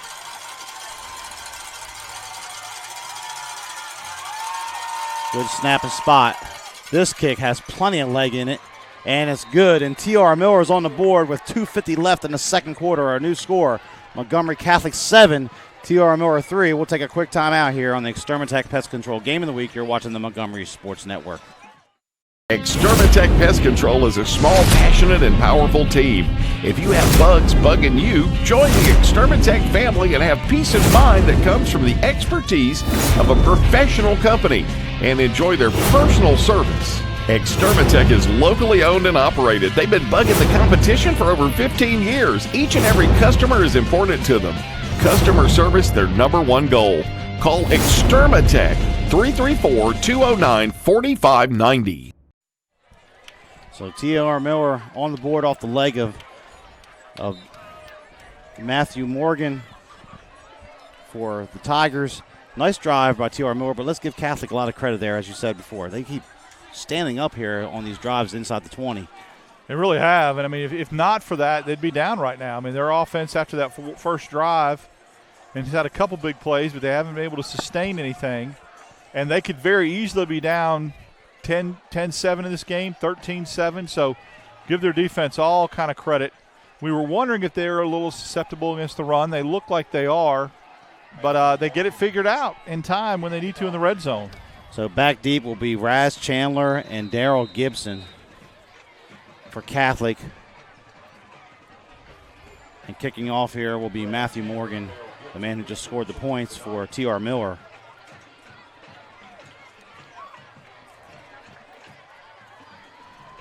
And Morgan's kick is away. He pooches this one to the far side. They call for a fair catch over there. And it'll be 1st and 10, a good play, heads-up play for Catholic there on the far sideline. I think it was Carmichael on the fair catch. Well, when you have a balanced attack like the Montgomery Catholic Knights do, you got 2:49 left in the half, 2 timeouts. You can throw it or run it. Plenty of time going for the 2-for-1 right here. Try to score before the half and then get the ball back to start of the second half. So critical possession for both teams, as Darryl just pointed out. Gibson will offset to the right on 1st down. Ivy's going to throw it out here. It's going to be complete. Carmichael across the 40, gets some blocking out of bounds at the 46 and a first down, 15 yards on the first down play for Catholic. It's such an effective play to run off of a draw play or a fake there with the play action. You know they're selling out for Gibson. He goes one direction, and the rest of the Montgomery Catholic line, including Carmichael, goes the other direction. It's wide open. So 1st and 10, clock stopped, 2:40 left till halftime. Knights ball on their own 47. They go trips to the near side here as Butler's off to the top of the screen to the far left. And they're going to roll that way. Ivy looks. Now he's looking for Butler. He breaks loose, and he just overshoots him down to the 30-yard line. Butler's definitely getting separation in the Tigers secondary, and that look for them to come back to that again. That play is wide open. So 2nd down and 10. They went away from the trips there. A little unconventional, but there's a lot of room out there for Butler. If he'd have called that, he'd have probably walked in for a touchdown. 2:32 left till halftime. The clock is stopped on the incomplete pass. Gibson offset to the right. Carmichael in the slot to the left. And Ivy's going to pull it near side. It opens up for him as he crosses midfield. He's going to pick up about 5 on the play. And they bring up 3rd down for the Catholic Knights as Matthew Smith on the tackle for T.R. Miller. 2:19 left in the first half. Catholic has not had to use a timeout as of yet. On this drive is what I was referring to. They have one in the game, 2 timeouts left in the half. So 3rd down, and we'll call it 6. Last play, gain 4.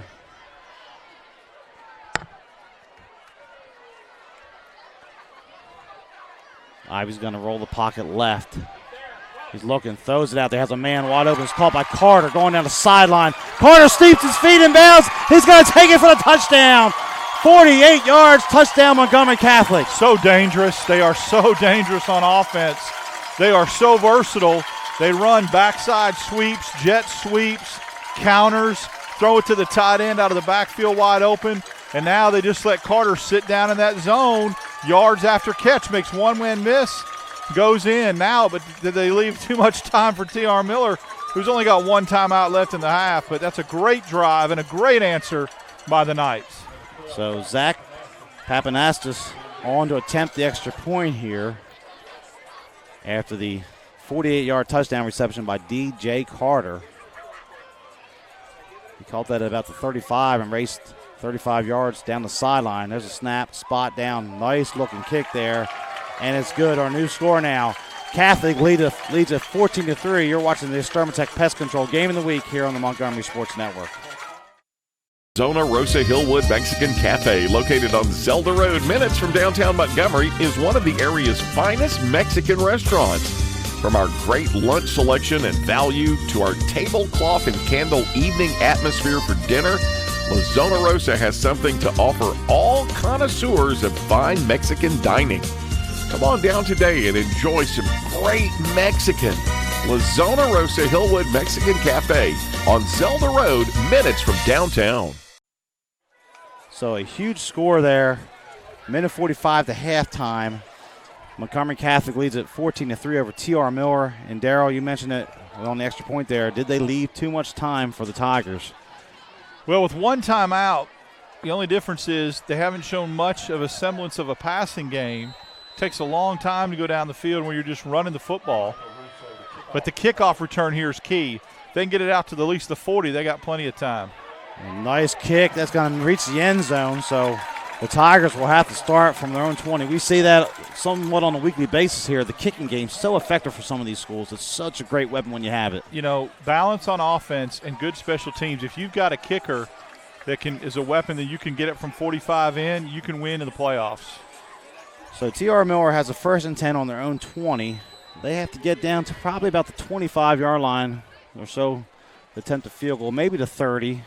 Yeah, I think that's in his range. I think he's just hit a couple. The last kick looked that would have been good from good. 45. He kicked that over the field house. So they'll go shotgun here. Jernigan has Samuel back there with him. They're going to hand this off, coming to the near side here. It's going to be Walker, knocked out of bounds at about the 27-yard line. 26 will pick up 6 on the play, so a nice first down run there for Walker on the play. Walker did not get out of bounds, though. The clock's still running. Yeah, they didn't. So there's not a whole lot they can do about it. They only have one timeout, as you said before. So 2nd and 4, minute 20. No sense of urgency right now from T.R. Miller. They're just getting a signal from the sideline, and they'll get lined up here. 15 on the play clock. Webb not even in the game. Jernigan going to roll to the right. Sets his feet, throws over there. It's complete. And some nice room there, and it's going to be a first down catch for T.R. Miller. So they're going to get out across the 40-yard line. Look, that's Walker again. Yeah, it is Walker on the reception, so he's going to pick up 17 in the first down. I'm just looking. I don't see Webb on the sideline. I wonder if he got hurt on that carry inside the 5, Kane.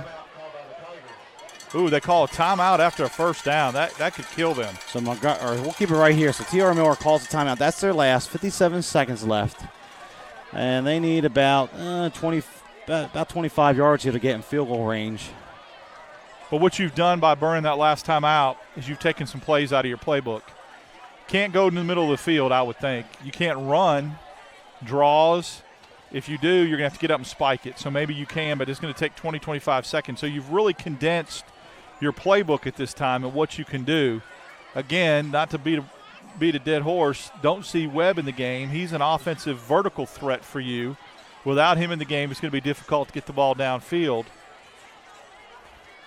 So he is now. He's coming in the game, yeah. Kane. They'll go trips to the far side there with Hales and Webb and Walker. Jenkins will be off to the bottom of our screen here on the near sideline. Campbell, the running back. Jernigan's going to throw it quickly out there. Walker makes the grab. Oh, he's trapped behind the line. He's not able to get out of bounds, and that clock's going to run. In fact, no gain there, so a nice job by the Catholic defense. Yeah, and that's where not having that timeout absolutely kills you. You got to get to the line of scrimmage early, make a play call. Time is really ticking off. Under 40 seconds to play. Continues to run. Webb comes to the near side with Walker and Jenkins. Trips to the near sideline here. Hales is off to the right. They're going to look to the way of Hales. They pump and fake it. Jernigan on the heavy pressure. Steps up. Plants his foot. Tackled after a minimal gain of 4. Catholic let them have that the rest of the half. But they're down under 20 seconds to play. Taking way too long to get another play off. Receivers very slow to get back. 10 seconds left. Jordan again trying to get him lined up. 5 seconds. They might get a play off. Oh, they roll the snap back. Jernigan picks it up. He's under heavy pressure, being chased around, and he's just going to slide. That's probably a good decision on his behalf. And the clock hits triple zeros here from Knights Field, where at halftime it is Montgomery Catholic, the number 9 team in Class 4A, leading traditional powerhouse T.R. Miller by a score of 14-3. We'll come back in just a moment, get some stats, look at some scores here at halftime. You're watching the Extermatech Pest Control Game of the Week here on the Montgomery Sports Network. Hey folks, this is Kathy Wolf from American Oak & More. This is your special invitation to our biggest sale of the year. For a limited time, get up to 50% off the top tag price on everything in American Oak & More's inventory and special orders. Plus, get 0% interest for up to 60 months. That's up to 50% off on living room, dining room, bedroom, home office, and outdoor. Plus, get 0% interest for up to 60 months. We are located on Highway 231 North, just south of the River Bridge. Hurry, sell in soon. I've been there for over 23 years. You don't pay with fake money, so don't settle for fake wood. Extermatech Pest Control is a small, passionate, and powerful team. If you have bugs bugging you, join the Extermatech family and have peace of mind that comes from the expertise of a professional company and enjoy their personal service. Extermatech is locally owned and operated. They've been bugging the competition for over 15 years. Each and every customer is important to them. Customer service, their number one goal. Call Extermatech 334-209-4590. Mid-State Burglar Bars and Ironworks Incorporated is a locally owned and operated business in Montgomery, Alabama. And we've been in business since 1985 and served Montgomery and the surrounding counties with burglar bars, ironworks. Our philosophy is being honest, dependable, and treating each customer with respect and selling a quality product at a fair price. If you need burglar bars or ironwork of any kind, call Mid-State Burglar Bars and Ironworks, Montgomery. It was 1917. Charlie Chaplin appeared as the Little Tramp, Walt Disney graduated from high school, and Woodrow Wilson was reelected president. And in Montgomery, Chris's sold their very first hot dog. Move forward to the 1950s. Hank Williams was hanging out at Chris's. Up through the 70s and 80s, many stars and politicians discovered Montgomery's little secret. Jump ahead to the new millennium. Riverwalk Stadium, the alleyway, and the new downtown. It's now 100 years later, and Chris's is still serving their world-famous hot dogs at 138 Dexter Avenue. How long has it been since you've tasted the city's most famous hot dog? Make Chris's part of your family history. Still family-owned and operated, Chris's makes every hot dog and hamburger to order.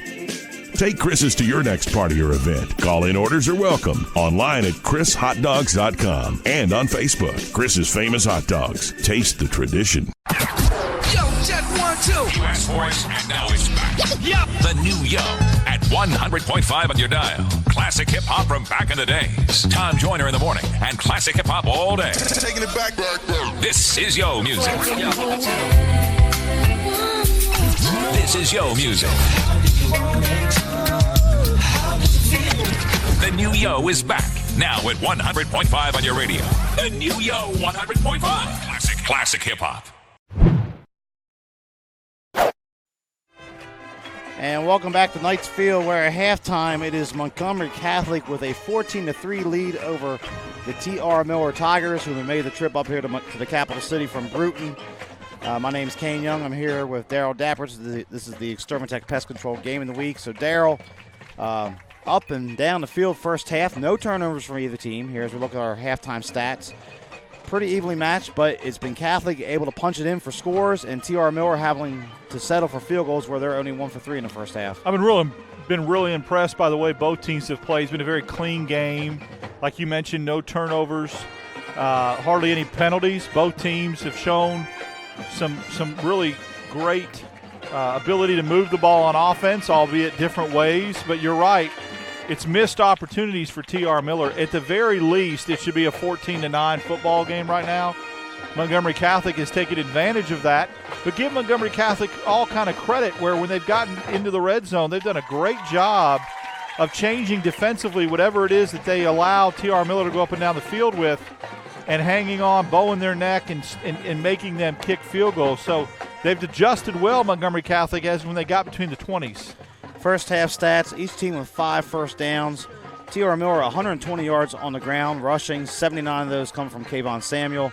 98 through the air for a total of 218. They've only completed 3 passes, 57-yard pass to Webb and a 47-yard pass to Walker. For Catholic, they have only 39 on the ground. Most of those came on the first drive behind Darrell Gibson. Passing, though, 100 yards through the air, with, of course, capped by the 48-yard touchdown reception by D.J. Carter. Yeah, really surprised at the statistics that T.R. Miller is dominating so much on total yards, and I would have thought that Catholic would have had more yards on the ground. But you're right, after that first drive, they've kept them pretty much in check, and they've kept Gibson in check.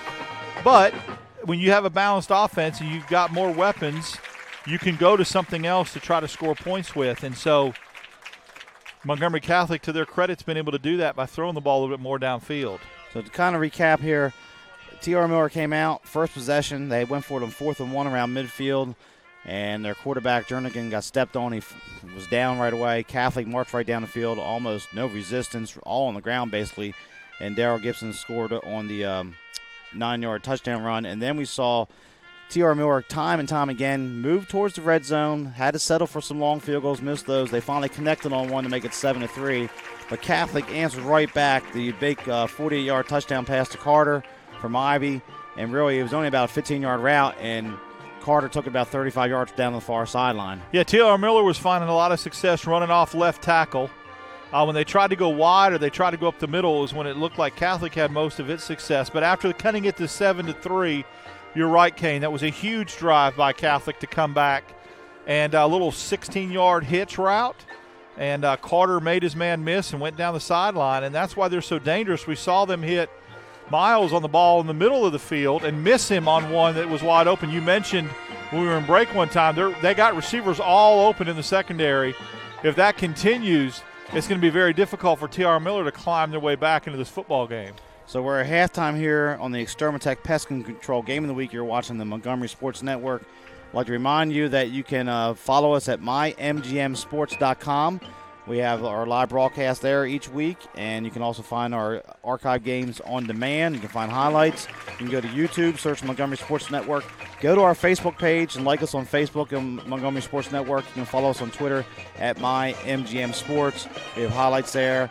It's been a great season so far. We had a lot of close contests, and I would not be surprised to see T.R. Miller come back here storming in the second half. We saw them being down the other week, which I mentioned in the pregame show, down to Mobile Christian, came back, took the lead, and then Mobile Christian scored late. So there's a lot of football left here, a lot of game left at this moment. Well, the first drive of the second half is going to be key. Montgomery Catholic gets the ball. If they come down here, Kane, and put it in the end zone, I think that's all she wrote. If T.R. Miller is able to hold them, get the ball back, game on. So this drive to start the second half is going to be huge for both teams. So we're going to take a timeout here. We'll come back in just a moment. You're watching the Extermatech Pest Control Game of the Week here on the Montgomery Sports Network. I had a dream, a beautiful dream. I couldn't believe how real it seemed. Up on stage, in a field of green, on the winding river, and a song you'll sing. When I wake up, I'll see you here in Montgomery, where dreams come true. Extermatech Pest Control is a small, passionate, and powerful team. If you have bugs bugging you, join the Extermatech family and have peace of mind that comes from the expertise of a professional company, and enjoy their personal service. Extermatech is locally owned and operated. They've been bugging the competition for over 15 years. Each and every customer is important to them. Customer service, their number one goal. Call Extermatech 334-209-4590. We're not your daddy's rock and roll station. 104.9, The Gump. Montgomery's alternative rock station. 104.9, The Gump. The only radio station in Montgomery playing new rock alternative. 104.9, The Gump. Montgomery's alternative rock station. 104.9, The Gump. It was 1917. Charlie Chaplin appeared as the Little Tramp, Walt Disney graduated from high school, and Woodrow Wilson was reelected president. And in Montgomery, Chris's sold their very first hot dog. Move forward to the 1950s. Hank Williams was hanging out at Chris's. Up through the 70s and 80s, many stars and politicians discovered Montgomery's little secret. Jump ahead to the new millennium. Riverwalk Stadium, the alleyway, and the new downtown. It's now 100 years later, and Chris's is still serving their world-famous hot dogs at 138 Dexter Avenue. How long has it been since you've tasted the city's most famous hot dog? Make Chris's part of your family history. Still family-owned and operated, Chris's makes every hot dog and hamburger to order. Take Chris's to your next party or event. Call-in orders are welcome. Online at chrishotdogs.com and on Facebook. Chris's Famous Hot Dogs. Taste the tradition. Mid-State Burglar Bars and Ironworks Incorporated is a locally owned and operated business in Montgomery, Alabama. And we've been in business since 1985 and served Montgomery and the surrounding counties with burglar bars, ironworks. Our philosophy is being honest, dependable, and treating each customer with respect and selling a quality product at a fair price. If you need burglar bars or ironwork of any kind, call Mid-State Burglar Bars and Ironworks, Montgomery. And welcome back to Knights Field here in East Montgomery. We're located just off of Vaughan Road, where Montgomery Catholic leads T.R. Miller 14-3 here on the Extermatech Pest Control Game of the Week. We'll take a moment here to thank Montgomery Catholic for having us out here this week. Coach Blackwell, the principal, Mr. Justin Costanza, and the athletic director, Daniel Veras. Just all-around hospitality tonight out here for us in East Montgomery. Had a lot of people welcoming us here as we walked in through the gates tonight, Darryl. Just a great atmosphere for high school football. I've been very impressed with this atmosphere, and I really love this environment, and just everyone's sold out, all in for their football team. Bands have been impressive. It's been a well-played football game, but it is a cool little atmosphere here. And I'll tell you, they're going to host a first-round playoff game, and depending on where they finish, first or second, they may host a couple. And this could be a big, big home field advantage for the Knights. So take a moment here, look at some scores, some teams we followed the last few weeks here on the Montgomery Sports Network. We were up in Class 6A Region 3 the last few weeks with Wetumpka, Benjamin Russell, Stanhope Elmore. That is looking like it's going to be a three-way tie for the region based on these scores we're getting to come in. Wetumpka leads Selma. It's almost halftime over in Selma. It's Wetumpka 28, Selma nothing, and Opelika all over Stanhope Elmore at this point, 31-7 at the half. Opelika led 24-0 in the first quarter over there in East Alabama. We almost saw that coming. I mean, no disrespect to Stanhope. They had beat Wetumpka head-to-head. We just felt like that was such a competitive region, and we know Wetumpka let that game get away late, but just could see it coming, just like last year. So, obviously, Wetumpka then becomes in the driver's seat because we talked about the tiebreaker, non-region games, 6A, 7A. Opelika hasn't played one. Stanhope hasn't won one. Wetumpka has. And so they will end up being the number 1 seed again if things hold true, especially in a 6-team region like that, as we get the band coming right at us here. For those listening to halftime entertainment. And the other 4 seed up for grabs, we had Benjamin Russell last week. They lead Calera 16-7 at the half. So the Wildcats, which we had last week against Wetumpka in the game here on the Montgomery Sports Network, trying to solidify that 4 seed at the moment. And what that does, though, we talk about what it does for the first place because of the three-way tie. Then it becomes head-to-head after they determine who number 1 is. Opelika will have beaten Stanhope, so Stanhope goes from a chance to clinching the region tonight to not hosting a first-round playoff game, and that is just – and it looks like Benjamin Russell would slide into that 4th spot. And the bad news for Stanhope Elmore in that situation, if it stays the same, they're going to have to travel down to Mobile for the first round against somebody down there. They're going to have to go down to Daphne, Saraland, Spanish Fort. They were the 1 and 2 seeds, Spanish Fort and Saraland. I don't think they played yet. They still have a game coming up. They do play at the end of the year. So it'll be a long trip there for Coach Bradford and the Mustangs if they can't get it straightened out there in the second half. Other scores, Prattville trails Auburn High School at the half by a score of 14-3. A score of interest to T.R. Miller, Mobile Christian leading at the half by a score of 10-0. So a lot of action across the state tonight. We're getting closer to the playoff. We mentioned about our game, Montgomery Catholic. They're either going to be the 2 seed or the 1 seed. They got the region championship coming up next week. We worried about them looking ahead potentially. There's been none of that tonight out of them. And you haven't seen a Headland-Dale I have not yet. Dale County score, so that will obviously – and now if Headland was to lose that game, well, it wouldn't matter because if Headland beat Montgomery Catholic next week, they both have 1 loss, and Headland would go based upon the head-to-head. So, you know, if both teams win or if whatever it is, it's going to be determined next week. And for Montgomery Catholic, looking at their playoff picture, as we said, they're going to host a first-round game. They're matched up. The region on the other side, it's some teams they're familiar with over the years. Elmore County, Holtville, possibility. Man, if Holtville comes here and plays in a playoff game, that would be great. That would be a good That'd atmosphere. Be a nice little matchup, a fun matchup. Holtville would travel well coming here. Holtville, getting into the playoffs and doing what they've done this year. So that would be kind of a cool game as well right here. So a lot of football left to be played here as we're just about 4 minutes from the start of the second half, and then we'll have our 3-minute warm-up section there for the teams. Other interesting thing is senior night, and we didn't mention this earlier in the game, Montgomery Catholic would go to a lot of places that have stuff in the end zone. They have their senior players' numbers in the end zone. That is so cool. I saw that, and that is a really neat touch to have that. Just the little nuances of the things that you do for a football game make a difference. I love their spirit shirts, and they talk about, family. Tonight is the Fear the Dark night, so it's like a blackout. They wear the black shirts. They have family on the back with the Fear the Dark hashtag. Little things like that matter. It matters to the kids. It matters to the fans, and it creates ambiance and atmosphere. And when you have to come here and play, this place is going to be rocking come playoff time, and it could be very, very special. I mean, this is a dark horse to me. Look out for Montgomery Catholic if they hold on here and take care of business at Headland. to go deep into the playoffs, in my opinion. Yeah, and their losses, they lost to Tallahassee in the first game of the year. The other game against Beauregard, Beauregard's no slouch, lost 29-28. So Catholic definitely, they won the playoff game last year in the first round against Sipsey Valley.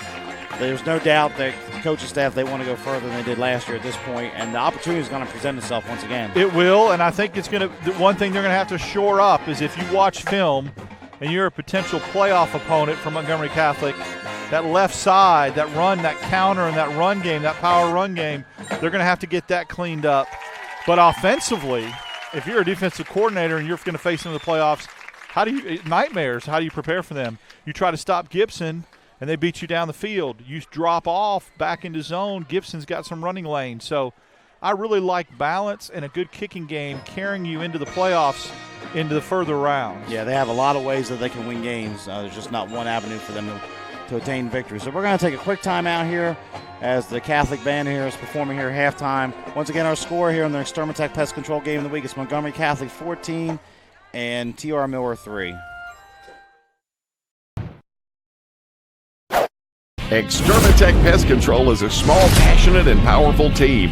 If you have bugs bugging you, join the Extermatech family and have peace of mind that comes from the expertise of a professional company and enjoy their personal service. Extermatech is locally owned and operated. They've been bugging the competition for over 15 years. Each and every customer is important to them. Customer service, their number one goal. Call Extermatech 334-209-4590. 97.9 Jams, the new home of the Ricky Smiley Morning Show. Hey, what up? This your boy Ricky Smiley from the Ricky Smiley Morning Show on my new home, Montgomery, the Gump. ASU, what's up? Throwback Quickie Mix at noon, the live drive at 5, and Top 5 at 9. Your favorite jams are on now. Drake, Rihanna, T.I., Nicki Minaj, Chris Brown, and Beyonce are all at 979jams.com. And on your radio at 97.9. Tune in and turn up. 97.9 Jams. So, Darryl, we were just talking off air about some other local schools, wondering about scores. I came across one of the scores you were looking for. Late second quarter, Montgomery Academy 3, Pike Road nothing. Wow, that's an upset in the making. I was talking to Doug Amos, who's their play-by-play announcer, and he was asking me, he said, you saw Montgomery Academy? I said, well, I haven't seen Pike Road, but I felt like Pike Road would be able to take care of business. So that's a low-scoring defensive struggle right now. And we talk about Holtville, a game they need to win tonight. It's a winnable game for them. They're playing Talladega. They trail 13-3 in the second quarter. That would be a backbreaker right there. That would kill them. They need to come back and win that football game. Yeah, that's the game they're capable of winning. Small school powerhouse, Maplesville. We see them constantly making deep runs in the playoffs. They lead 35-14 after the first quarter. 7 touchdowns in one quarter play. They're playing Holy Spirit from up in Tuscaloosa. My gosh, 7 touchdowns in one quarter. That's a lot of offensive football right there. Oh, my goodness. Anyway, we're just about 3 minutes from kickoff of the second half. Both teams are out here warming up now, getting ready for the third quarter. So going into halftime here, if you're TR Miller, Darryl, what are your options here in terms of defense? You've done all right against the run. Seems like the middle course of the game, but that passing game, we mentioned it, several times on air and off air.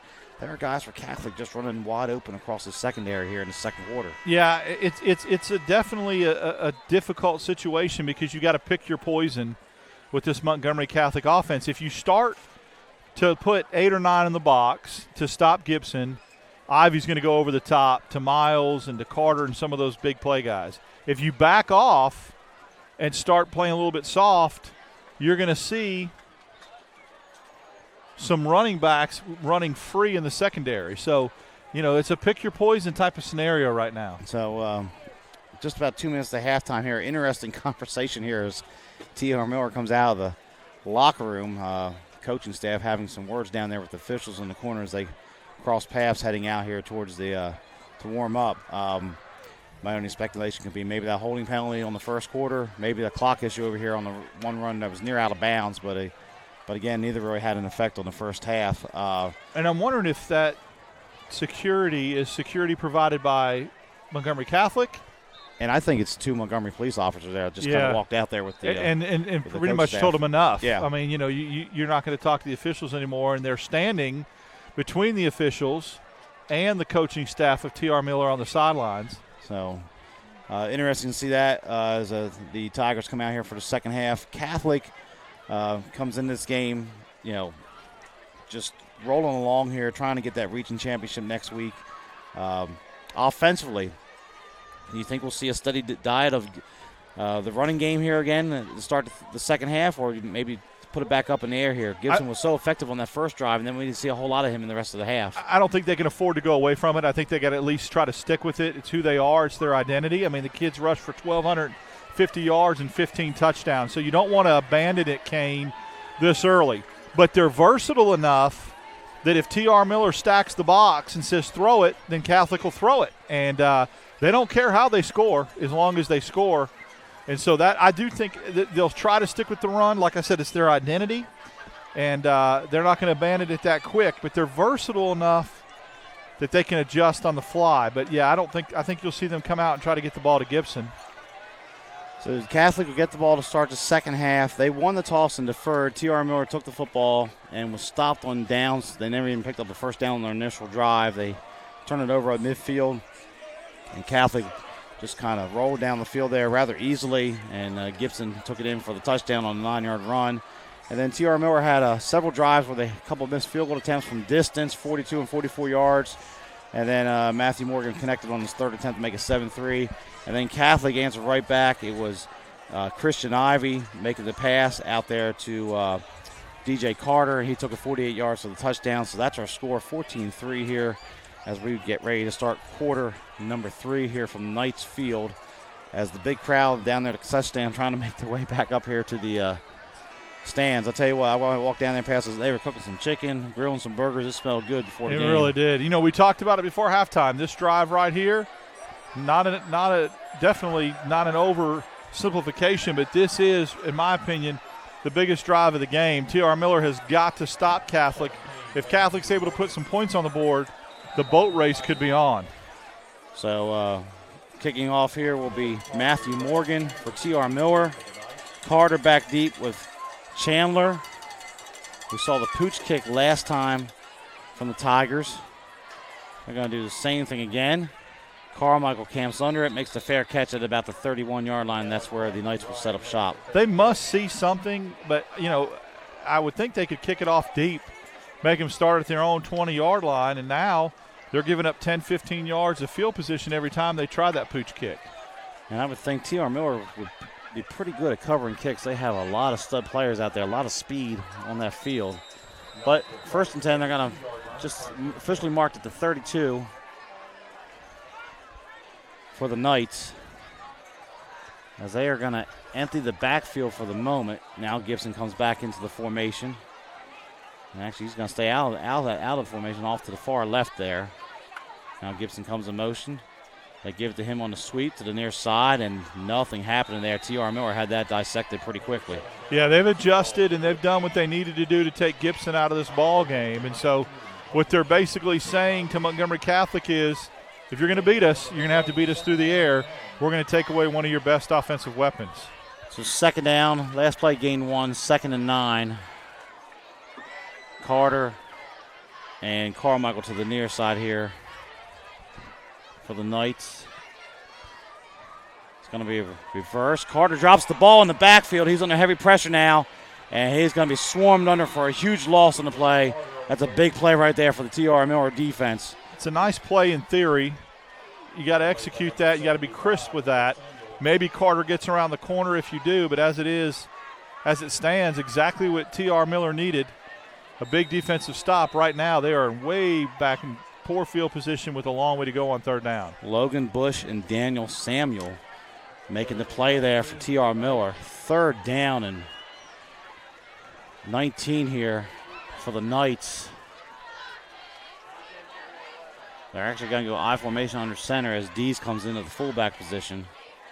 But Ivy's going to look to put it up. They're going one-on-one out here on the far side. That's going to go incomplete as he overthrows Carter on the far sideline, bringing up 4th down in a punting situation. Good coverage that time by T.R. Miller. It was one-on-one coverage down the left seam, and they weren't going to let the top go off that coverage that time. So now 3 and out, and T.R. Miller's in a good situation as far as getting good field position, Kane. Matthew Smith on the coverage there for T.R. Miller.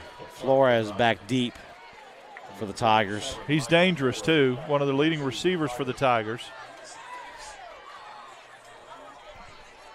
Not the way you want to start the second half there if you're Coach Blackwell. We're going to do a little Australian kick. But this time Flores not going to go up and get it. What coverage by Montgomery Catholic. Going to flip the field on that. It's going to roll dead down at about the 28-yard line. So a nice kick that time once again from Russo. Nice special teams, nice weapon. T.R. Miller thinking they may get the football at the 40. As it is, it's back at the 28. They got a longer way to go. But they did what they needed to do coming out of that half. They had to stop Montgomery Catholic. They couldn't let them get it in the end zone and keep the momentum rolling and widen that lead. And now they have an opportunity right here, if they kick a field goal even, to make it a one-score game with a two-point conversion. So first down here at their own 28-yard line for T.R. Miller. And now it looks like we see Darius Webb at tailback.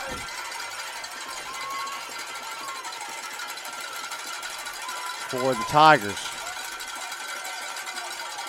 He's going to get the handoff, works the right side there.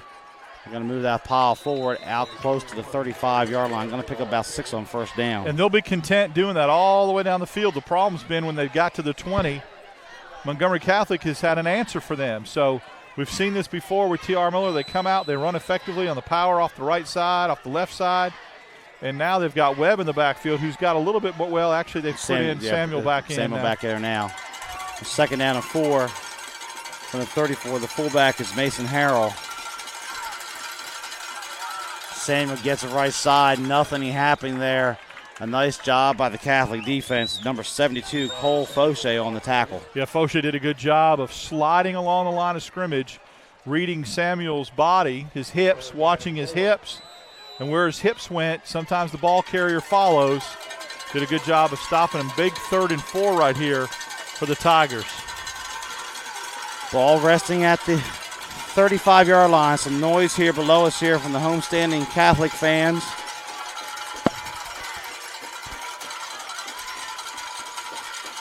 They're going to hand off right side. Samuel, nothing going on there. He bounced it out, though. He's going to be marked out close. Oh, going to be marked just short of the first down. It looked like he was going to have it for a second there. Yeah, they had him stop behind the line of scrimmage, Kane. He bounced it outside, but I still think he's about a half a yard short. So 4th down and 1. You heard it on the PA system below us. And looks like T.R. Miller is going to go for this. Wow. Samuel stays in there. They got Webb in there also coming out here to the near side of receiver.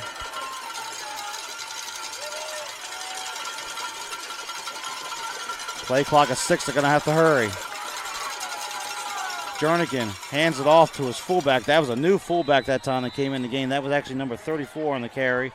That is Orlando Gandy on the carry. He's going to pick up the first down. Well, they're not living in their fears, that's for sure. I mean, you're at the 33, 35, whatever, it was actually 37-yard line. And they go for it. And they get the first down and keep the drive alive. So 1st and 10 at the 40. 8:45 left, third quarter. They stay in the I formation.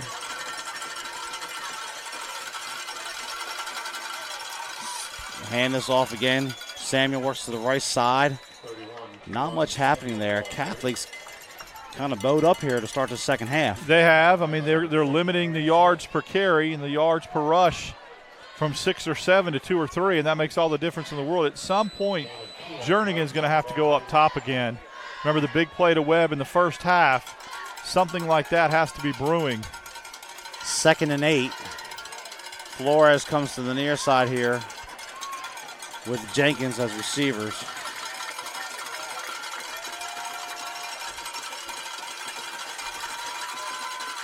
Webb gets the handoff right side. Moves across the 45 to the 46. Catholic fumble, says they got the football. No signal yet. No signal at all from the official. Catholic players still say they have it, pointing their direction. I saw Webb look back for the football as he was going down to the ground, Kane, so I could tell he lost it, but I don't know if he was down already. Clock continuing to run here, 7.5 left. Our guys are going to say is he's down, or he got the football back. So the play picks up 4. Webb goes off limping, Kane. So 3rd and 5 now for T.R. Miller, 7:15 left third quarter. And again, a lot of noise here below us. from the homestanding night crowd. Jenkins and Flores to the near side, the two receivers. They're going to put the tight end on the right side here, along with the slot back. Play clock's at 7. They're going to have to hurry. Jernigan trying to get the line set. Going to hand it off. Nothing happening there. Samuels dropped for no gain. And it was Fauché making the initial contact for the Knights. Great job. Now they're going to have to punt. Even though they're at the 45, 6 yards is a little too long. They don't have confidence in their passing game. Webb looks to be their punter, and he's been limping. So 4th and 6, and as you mentioned on the pregame, they faked a big punt the other week. Looks like Catholic's keeping their defense out there with just one return man back deep.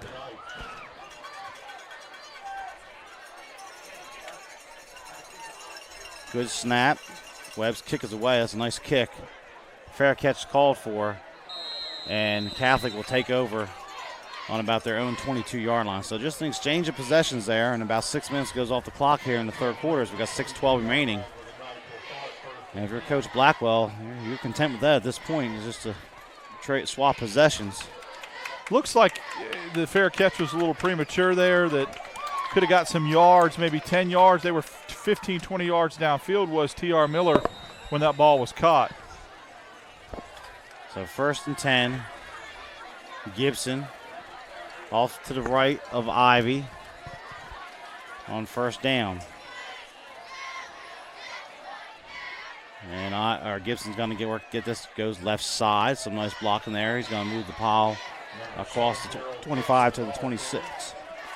Nice positive gain on 1st down there as they're trying to get Gibson. They've not abandoned the run. You asked the question, and obviously they've answered it. They're going to stick with it. They're going to try to make it work, and they're not going to go away from it. So last play, gain 3. 2nd and 7. Clock continues to move. And Ivy's going to throw those out here. Oh, it goes off the hands of Carmichael. And there was a defender in the area for T.R. Miller. Walker almost got his hands off there off the ricochet. T.R. Miller must have adjusted at halftime. That tight end screen has worked twice pretty big for Montgomery Catholic. This time they did have a linebacker on Carmichael. And even if he catches the ball, Kane, I don't think he goes very far. So 3rd and 7. 5:32 remaining, third quarter. Carter off to the left with Butler. Ivy's going to roll the pocket that way. He's under pressure. Now has some room. He goes near the 1st down marker. I think he's going to have it. Ivy does a good job there of lowering his shoulder, taking on a safety for T.R. Miller, and knocks him out of bounds, but he did enough to gain the 1st down. Well, I thought he had it. I don't think he got a very good spot. That's my opinion, but they're going to mark a 4th down. They marked it a foot back there. I don't know about that spot. I mean, I thought he had it easily by He did. a yard. Before he went out of bounds, he definitely crossed what looked like the 1st down chain. So 4th and 1, 5:22 left. Play clock is whistled in. Catholic has not showed they want the punt team out there now. They're going to take a timeout, so we're going to take it with them. 5:19 left now. It is Montgomery Catholic 14, T.R. Miller 3. You're watching the Extermatech Pest Control Game of the Week. Extermatech Pest Control is a small, passionate, and powerful team.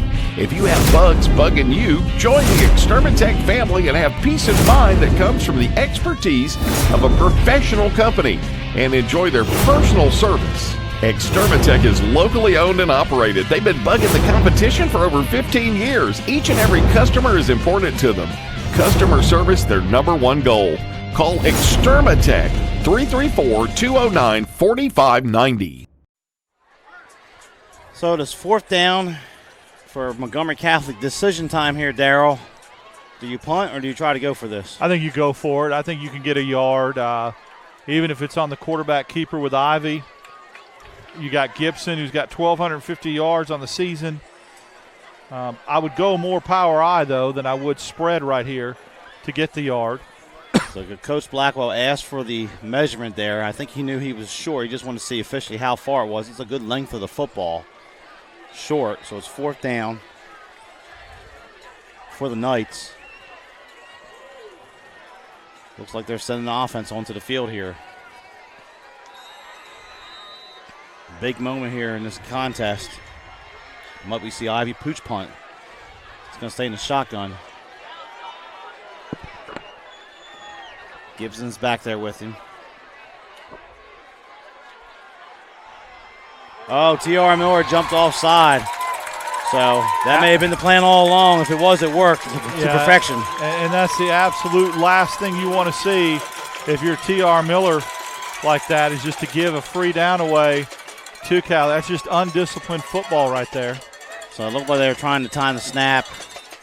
I think it was just a decoy, try to put him in motion, try to get him jump. But if it was, it worked. Nice call there by the Catholic coaching staff. So 1st and 10 for the Knights. Ball will now be spotted at their own 37-yard line as they get a fresh set of downs. Carmichael in the slot. They're going to motion. Gibson gets it. He's going to cut it to the near side here. Has some blocking. But nice pursuit by T.R. Miller that time. Darius Webb comes flying up there to stop him for a short gain of about 3. Yeah, Darius Webb really read that play. He could tell which direction Gibson was going to go, and he came in like a torpedo. I think it gave him 4 yards, though, on first down. So the ball spotted at the 41. 1st and 10 for the Knights.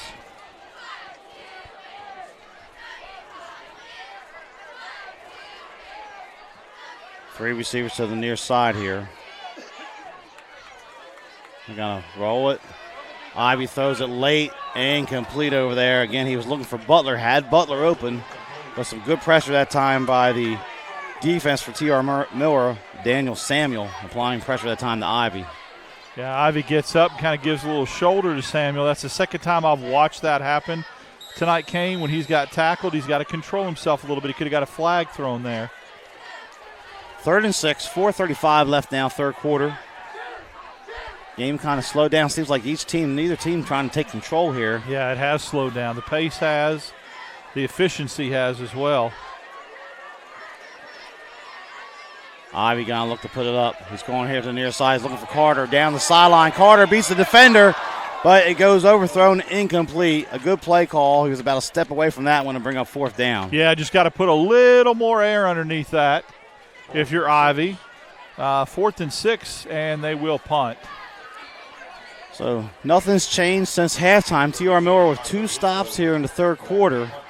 They'll get the football back. We'll see if Flores can field this one. He's had trouble coming up kind of. Russo's done a real good job kicking the football, and just watch how it comes off his foot. If you're watching at home, that spin is very difficult to gauge, and if it bounces, you're not going to be able to catch it on a true bounce. Well, it's a bad snap, but Russo gets it.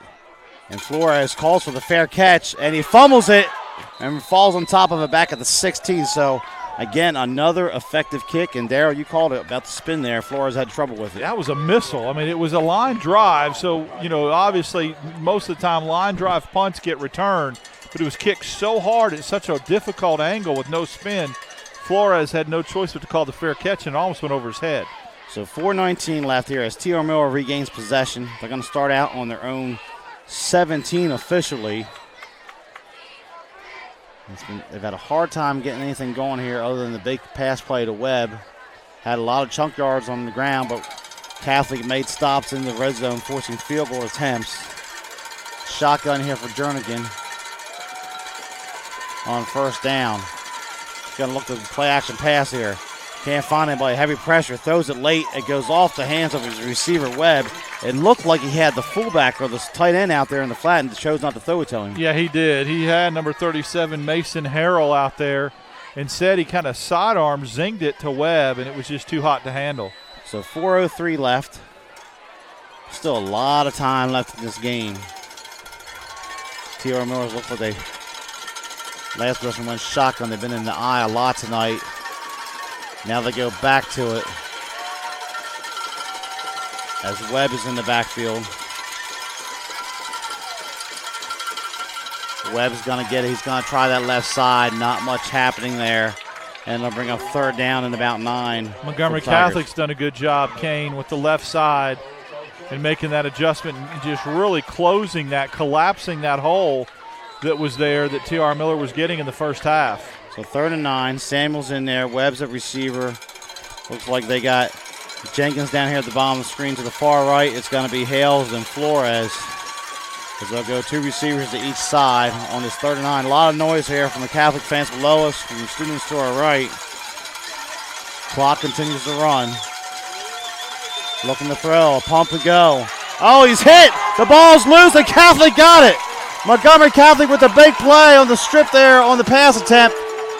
Incomplete pass. Oh, they're ruining it. Incomplete. Oh, goodness gracious. Wow.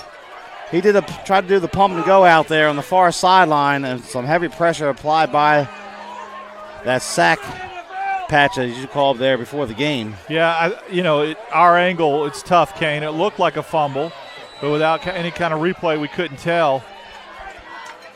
So Webb on the punt.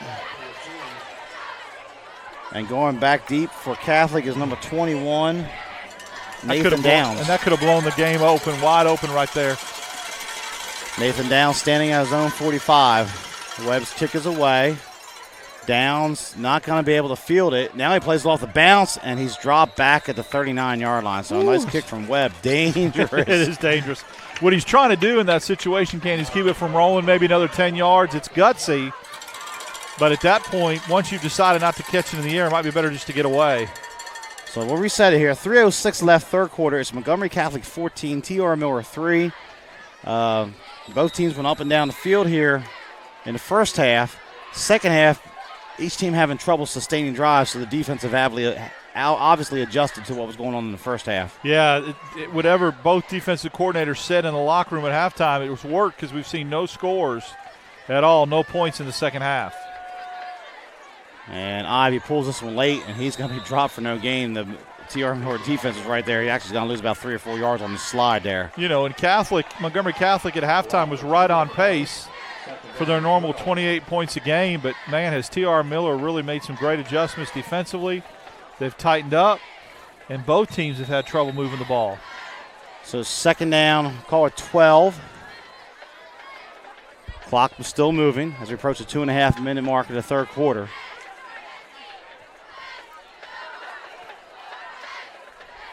Ivy with Gibson. Trips to the far side this time for Catholic. Going to fake the handoff and the sweep. They're looking for the wheel route. Got to go deep. It has him wide open over the middle. It is caught by Butler. Butler loses the football. It's loose on the ground. They're going to call him down.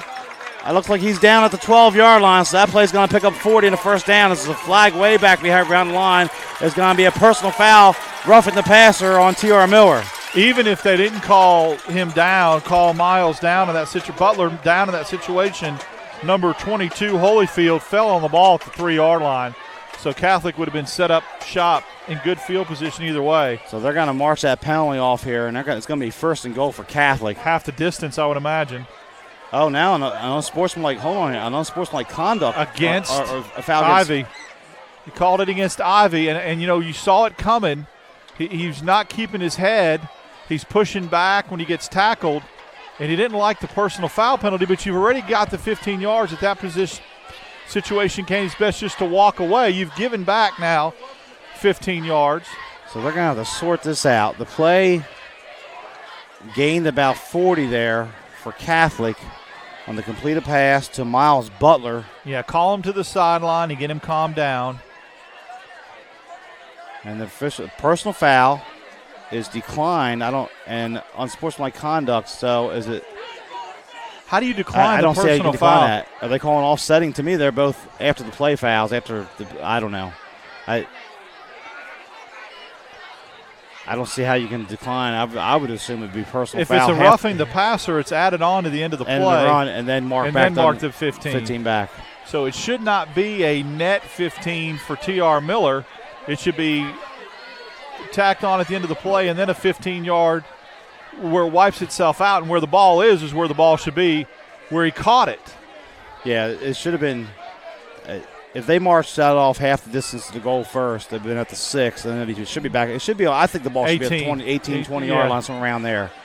They're still talking about it here. So 2:15 left, 14-3 Catholic. We do know one thing with the ball at the 28-yard line, they are in field goal range at this point. But They want an opportunity here to maybe slam the door shut and get up by 3 scores. And now the ball's picked up again. Yeah, I would just say if the officials don't move this ball to about the 20-yard line, there you go. I was going to say that was completely blown if they didn't. Well, they're taking it back to the 12. I think they're still no explanation. We don't have an march it to the 6. Yeah, and then now turn around and go 15 yards to the 21. There you go. So I don't know who made that decision, whether it's the umpire or one of the side judges. Whoever it was made the right decision. Good piece of fishing. They got it right. That's the bottom line. It took a little time, but they got it right. There you go. So 21-yard lines, they're gonna spot it. 1st and 10 here for Catholic. But instead of having it at the 6, you have it at the 21, so that unsportsmanlike conduct penalty is costly. So now the head official giving explanations here. He's going to go over there to TR Miller, Coach Etheridge, give them an explanation. I think Coach Etheridge wants to know why it's not just offsetting penalties and have the ball back there and redo it again from back to the 30-yard line. But I think the officials have it correct right where it is right now. Coach Etheridge really has no argument here. I mean, if they were offsetting, that'd be one thing. But basically both penalties carry a 15-yard mark off. And essentially they're dead ball fouls, basically. They are. They are. And so the only difference is because Catholics was half the distance to the goal, you actually give up more yardage. If that would have been at the 20 and it would have been marked to the 5, then you come back to the 20, yes. It's even. But because it's in half the distance to the goal and you're already giving up net yards because of half the distance to the goal, the penalty penalizes Catholic more. That's correct. So great math skills there.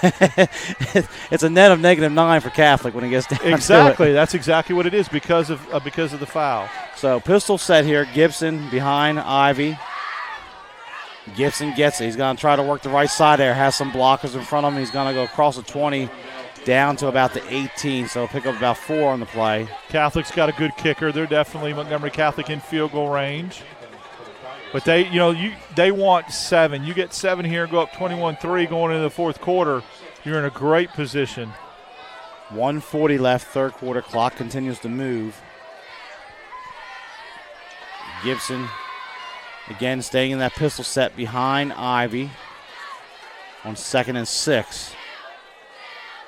Now this time they're going to try to work to the left. Gibson. Oh, there's a flag comes in late. I'm going to assume that's a face mask. It is, because there was nobody in that vicinity that could have had a holding call, Kane, and it looked like Gibson's head kind of tilted to the side there and got swiped. See the head official try to make his way here so we can get it on camera. And this will not be a half the distance to the goal. They'll take this to the 3. Holding. Oh, wow. It is holding. I was like you, Darryl.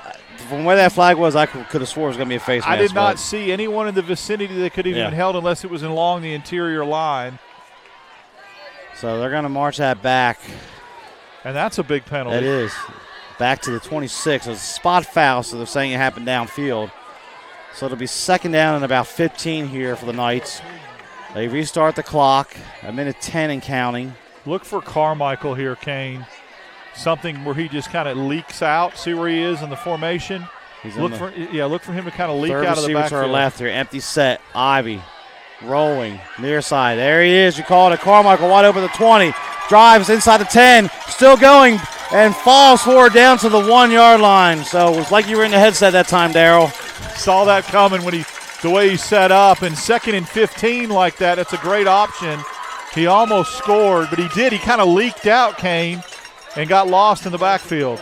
So 1st and goal at the 1 here for Catholic.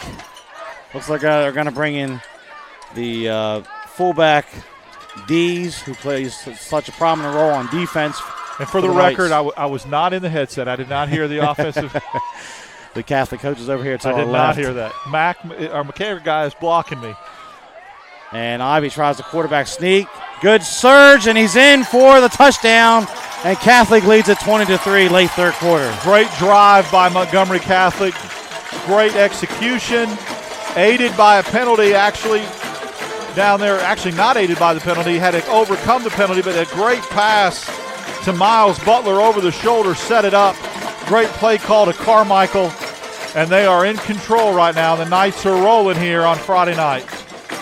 So Zach Papanastos in to attempt the extra point. And Catholic in complete control at the moment.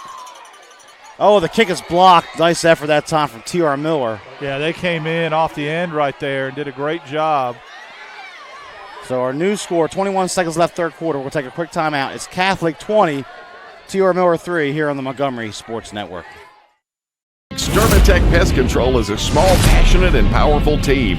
If you have bugs bugging you, join the Extermatech family and have peace of mind that comes from the expertise of a professional company and enjoy their personal service. Extermatech is locally owned and operated. They've been bugging the competition for over 15 years. Each and every customer is important to them. Customer service, their number one goal. Call Extermatech 334-209-4590. So it's the passing game that moves the football down the field for Montgomery Catholic, and then Ivy calls his own number on the quarterback sneak. New score here from Knightsfield. Montgomery Catholic 20, T.R. Miller 3. The Knights in complete control here at the moment. Fourth rushing touchdown, too, on the year. Actually third for Ivy. 11 in the air and 3 on the ground. Walker back deep for T.R. Miller, along with Samuel and Webb. Wow. That's a beautiful kick. That thing's going to go sailing to the back of the end zone. So I mean, that's what you see on Saturdays right there. That's a heck of a kick by Russo. What a weapon he's been as a punter and kickoffs. And the hidden yardage there, the exchange of punts. I mean, Catholic basically started that drive on the 40 when the first drive of the half started 20. So they exchanged about 10 yards, gained field position on those first two possessions. And when you're hitting game. Yeah, when you're up 17 like that, that's huge. I think Johnny Majors wrote a book like about that one time. That might be your guy up there. He is. It was a pit. So this blue and yellow and all these jerseys. I'm going to be flashbacks right here. So 1st and 10 for T.R. Miller. They're going to come out in the I formation. Samuel's back there. He's going to get the first carry. Boy, the Catholic defense stands up and drops in quickly. Yeah, and they're fired up right now. You can just sense all the momentum. You know, they smell blood in the water. They want to put this game away as it goes to the fourth quarter. So the clock is going to hit triple zeros here from Knightsfield, where our score, Montgomery Catholic 20, T.R. Miller 3. You're watching the Extermatech Pest Control Game of the Week here on the Montgomery Sports Network.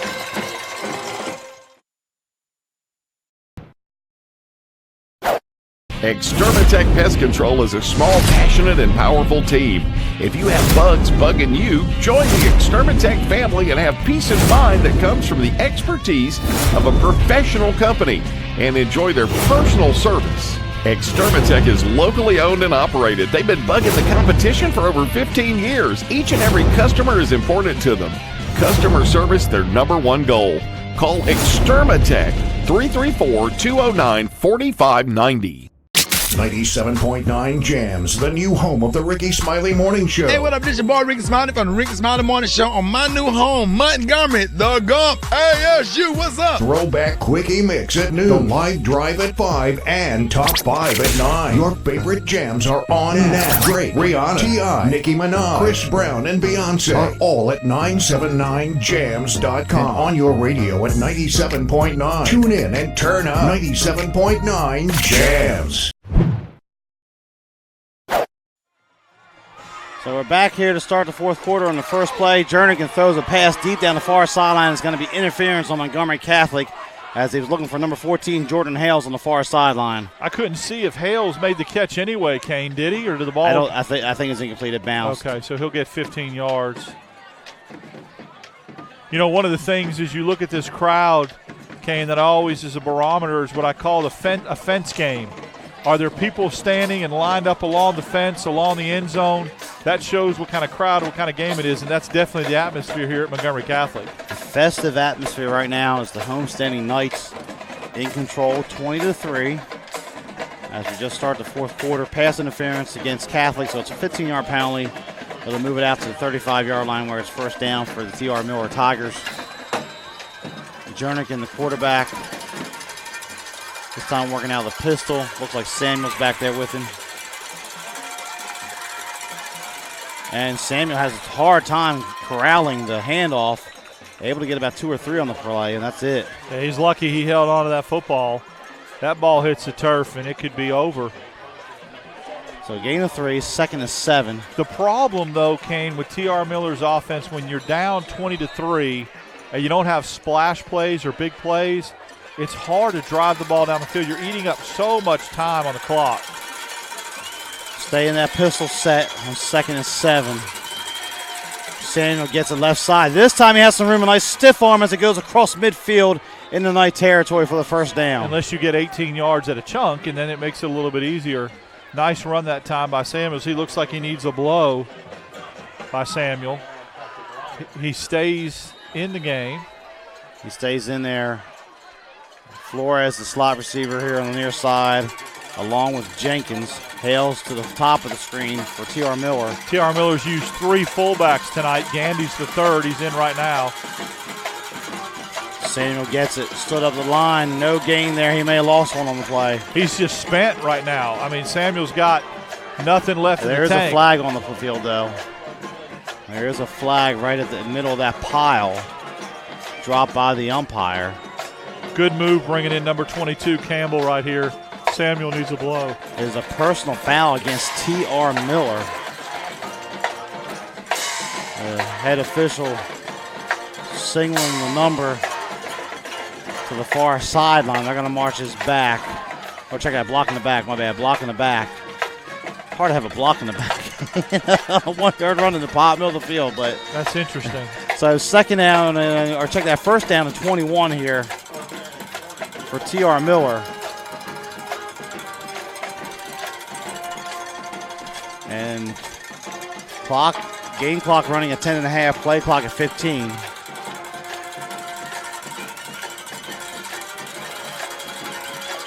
Campbell gets a handle this time. Boy, he is stood up here at the line of scrimmage.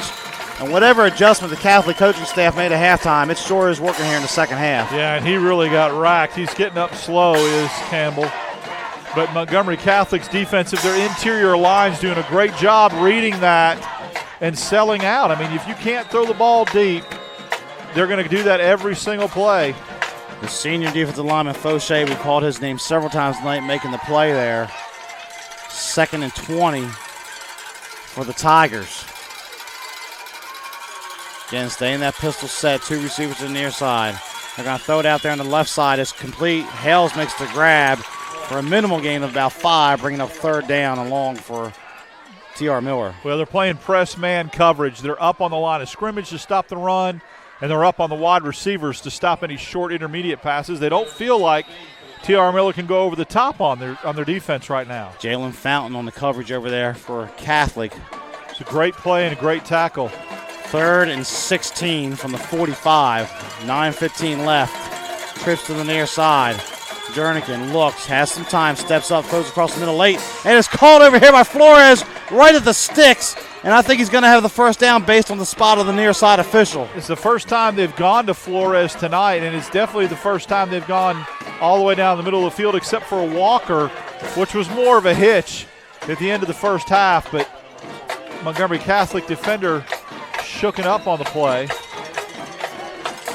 9 minutes left in this contest, 20-3. The Knights lead it.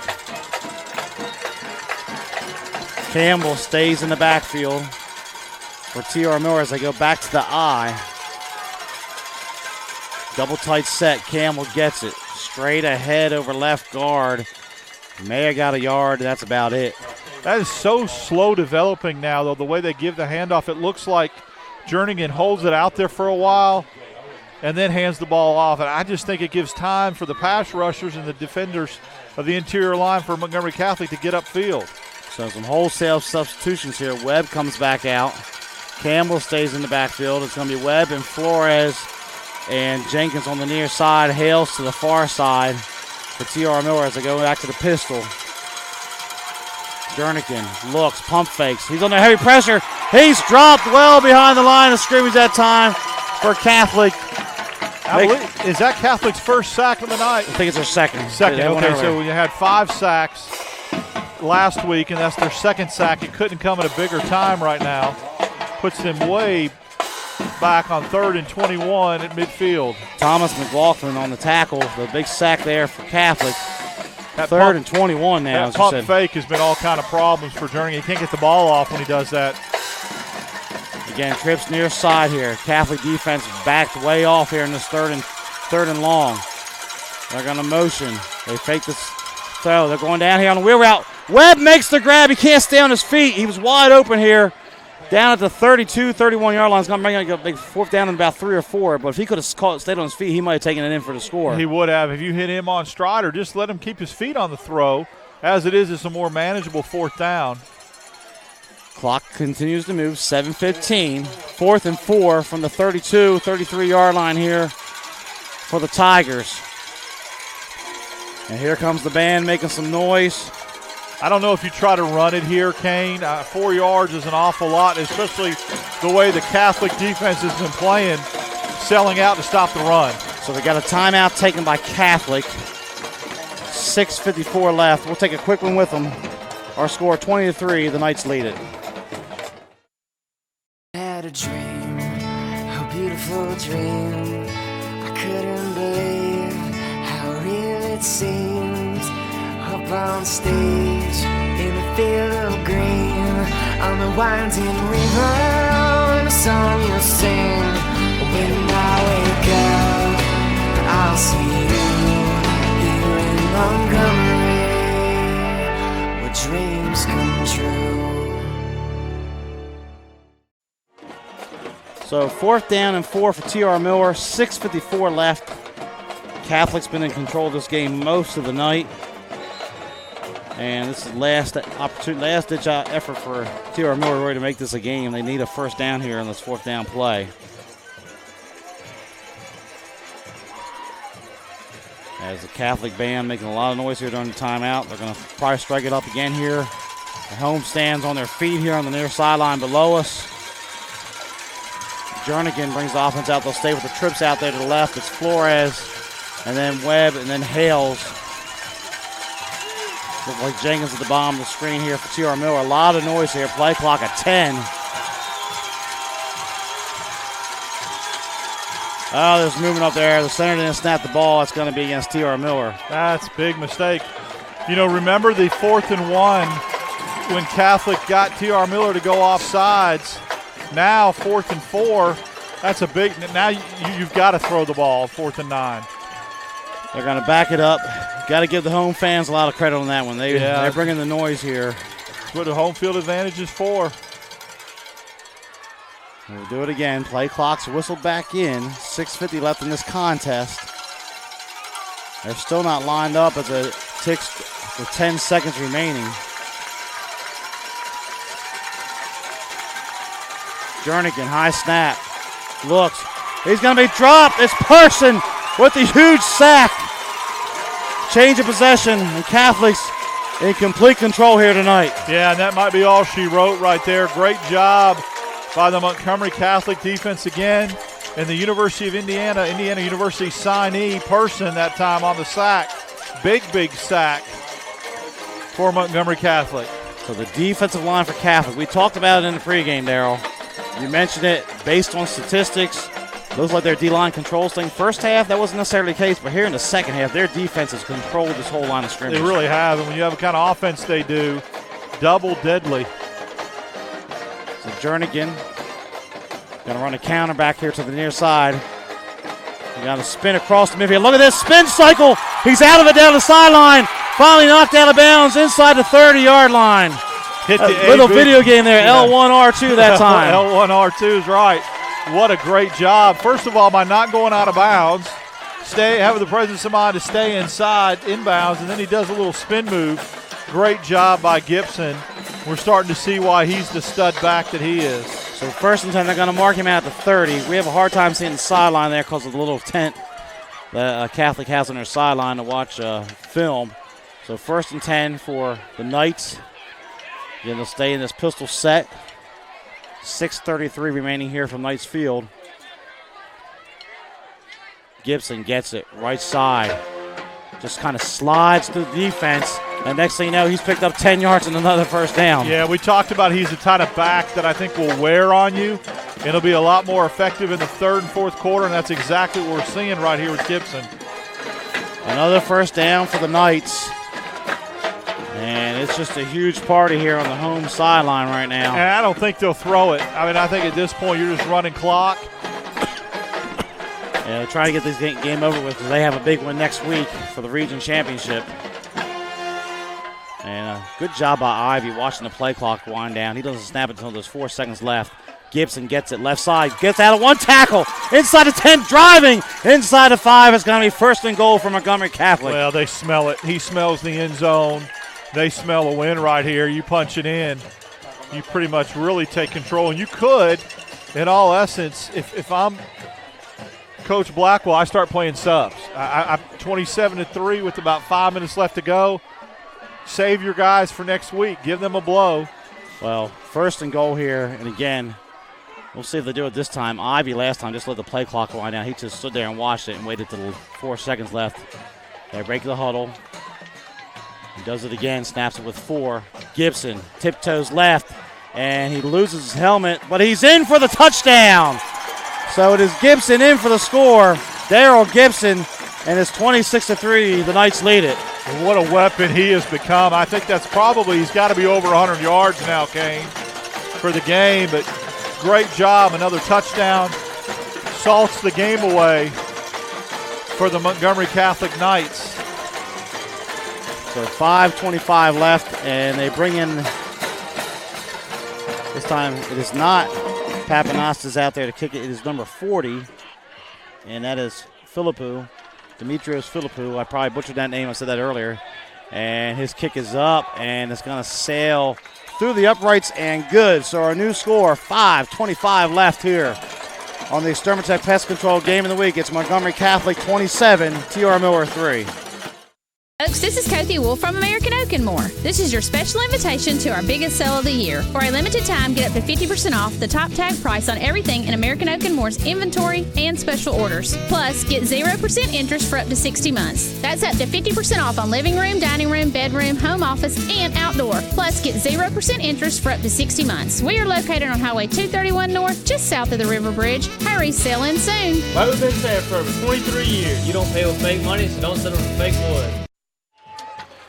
Well, Darrell, we've seen a lot of great atmospheres this year here on the Montgomery Sports Network, over at Trinity, up at Stanhope Elmore, Wetumpka, Chilton County, and Catholic doesn't have to take a backseat to anybody. No, they don't. That's why I love these games where you got home fields and you've got a home crowd, and like I said, the fence games where you got dads and guys getting along the fence having chit-chat about the football game, and it's really a great atmosphere right here. And whoever comes in here for a playoff game, I'm going to tell you right now, is going to have their hands full. So 5:25 left. Catholic seized control of this game here in the last 7 minutes here. Late third quarter, early fourth. Wow. Another kick that's going to sail into the end zone about 8 yards deep, forcing TR Miller to once again start out on its own 20-yard line. So yeah, he's a weapon. So Darrell, you mentioned it here. We'll be interested to see. It looks like a number of the starters still going back out there for Catholic. They have a huge game next week for the region championship on the road.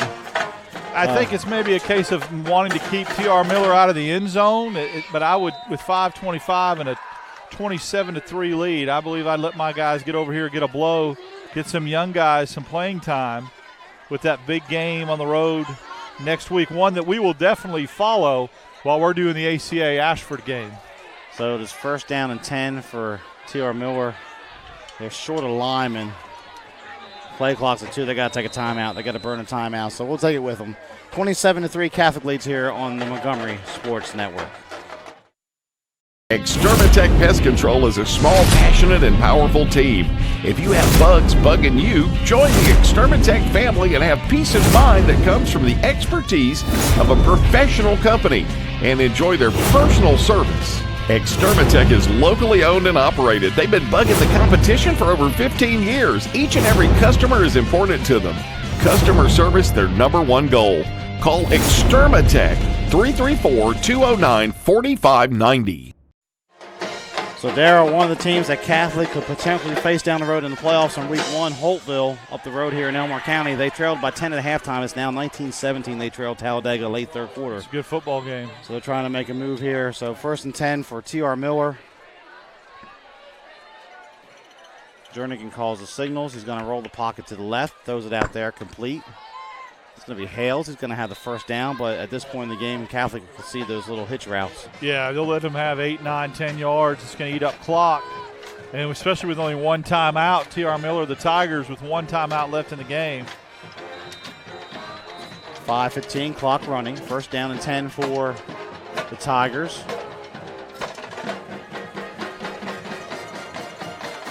Jenkins down here at the bottom of the screen with Flores. They're going to hand this off. And that Catholic defensive line is asserting themselves here in the second half. You make that play call if you're hoping to catch Catholic off guard and maybe bust one. But as it is, you're down under 5 minutes now with one timeout, and you're really still on your way on your side of the field. Person making the tackle again there for the Knights. Gain of 1 on the play, 2nd and 9. Jernigan looks left, throws over there. It goes off the hands of Hales, incomplete on the slant end, and bring up 3rd down. Yeah, he has them because they're playing that prevent defense, Kane. They're giving them 10, 15 yards in front of them. And if you are, that's what T.R. Miller needs to take right now because you're not going to get anything deep down the middle of the field. So 4:32 remaining. Catholic running some players in and out here. Here comes Fauché out of the game. We've called his name numerous times tonight. That might be he might be done for the evening. Running out of the sideline here. Jernigan looking to throw. Pump fakes again. Goes deep. Looking for Hales. It's deflected away at the last second by the Catholic safety over there on the far side. We'll get a number on him here. Number 3? Number 3 on the play. That was Derek Parker. That's a nice play. He's a good big-time receiver for Montgomery Catholic as well, playing both ways. But, man, did he high point that football. Kept his offhand away, did not reach around, and did a great job. That was textbook defense right there. So 4th down, T.R. Miller going to have to punt this away. Now if I'm Catholic, I put the backup quarterback in, backup running back, backup offensive lineman. I know it's senior night, but still. Webb's kick is away. That's wow. Nice kick. Fair catch called for back at the 21-yard line. So Webb, some great punting tonight for both teams. Both teams pretty good with the kicking game. That's another kind of punt you'd see on a Saturday right there. Nice hang time. So it is 1st down and 10 for the Knights. And I see Ivy down here on the sideline. Looks like he's going to get the play. 4:18 officially left. The whistle the play clock in.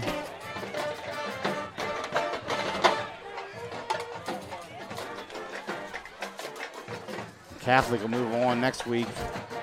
Looks like the backup running back is in there. Number 4, Raz Chandler for the Knights.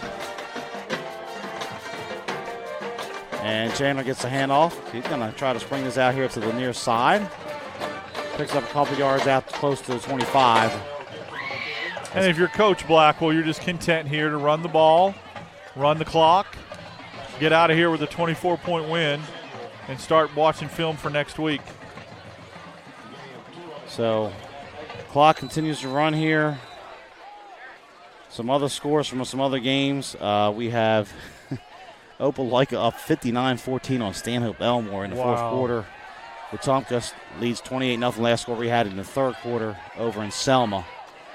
So it looks like Wetumpka's going to end up winning that region.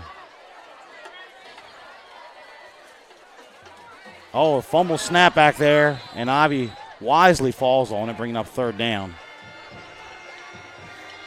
Loss of a couple yards on the play. They list their backup quarterback as a freshman, Kane, number 9, Patrick Ryan. That may be why you want to throw a freshman into this situation. T.R. Miller still's got its starters on defense in. So 3rd and 12 at the 20 for the Knights. Under 3 to play now. As Raz Chandler off set to the right. Chandler's going to get it on the sweep to the near side. He has some blocking there. Gets the corner. Here comes Chandler down the near side. Doesn't go out of bounds and runs over a defender as he crosses the 40-yard line. That play's going to pick up 20 and a first down. Tough run there by the sophomore, getting an opportunity to carry the rock, and Raz Chandler makes the most of the opportunity, picks up a first down, and as it stands now, even though there's one timeout, T.R. Miller may not get the football back. So 2:42 and running. I've been impressed by how Catholic has wisely used the play clock here in this fourth quarter, burning time, salting this game away.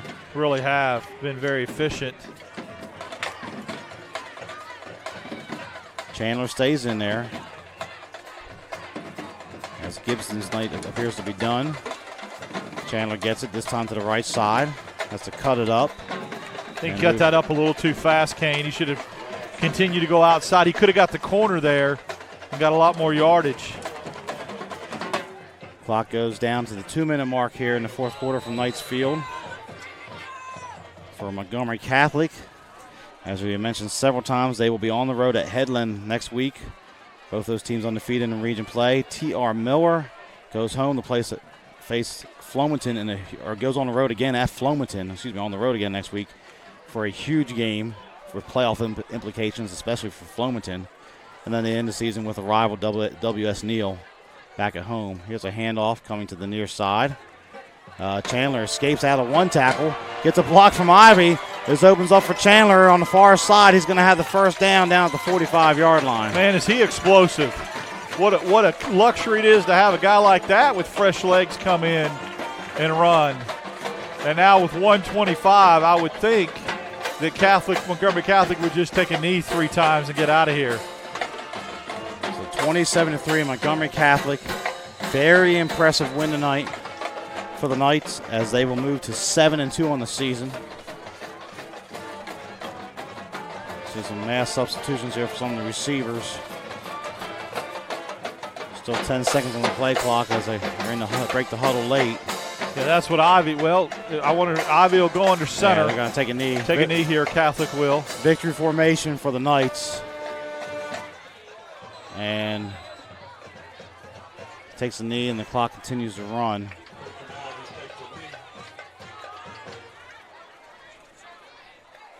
So Montgomery Catholic, what a transformation has been for this program, Darryl. You and I have both been in this area for a long time. This has been a program that's really struggled over the years. Coach Blackwell has it rolling right now. I love seeing this, too. I love seeing more 3, 4, 5 Montgomery private schools emerging. They all have an opportunity maybe to make the playoffs. It's great for the city. Yeah, is that a timeout by T.R. Miller? There's a delay game. Okay. Or legal substitution. Check that. Legal substitution. 5 yards. T.R. Miller might have had to turn their head to the side on that one. Let that one go. I would have. So 27.9. We've got to have one more snap here. But Catholic for years struggled to make the playoffs. And Coach Blackwell in his 4th year here, last year, the region championship, they're going to try to go back-to-back next week. They're going to have to go on the road to do it. It's going to be a tough task. But based on what I've seen this evening, they're going to have a huge opportunity to pull that game out next week. And it's a final snap. Ivy takes it as the clock heads toward triple zeros here from Knights Field. It is Montgomery Catholic with an impressive 27-3 victory over T.R. Miller here on the Extermatech Pest Control Game of the Week. We're going to take a quick time out, come back and wrap it up, get a word from our sponsors. You're watching the Montgomery Sports Network.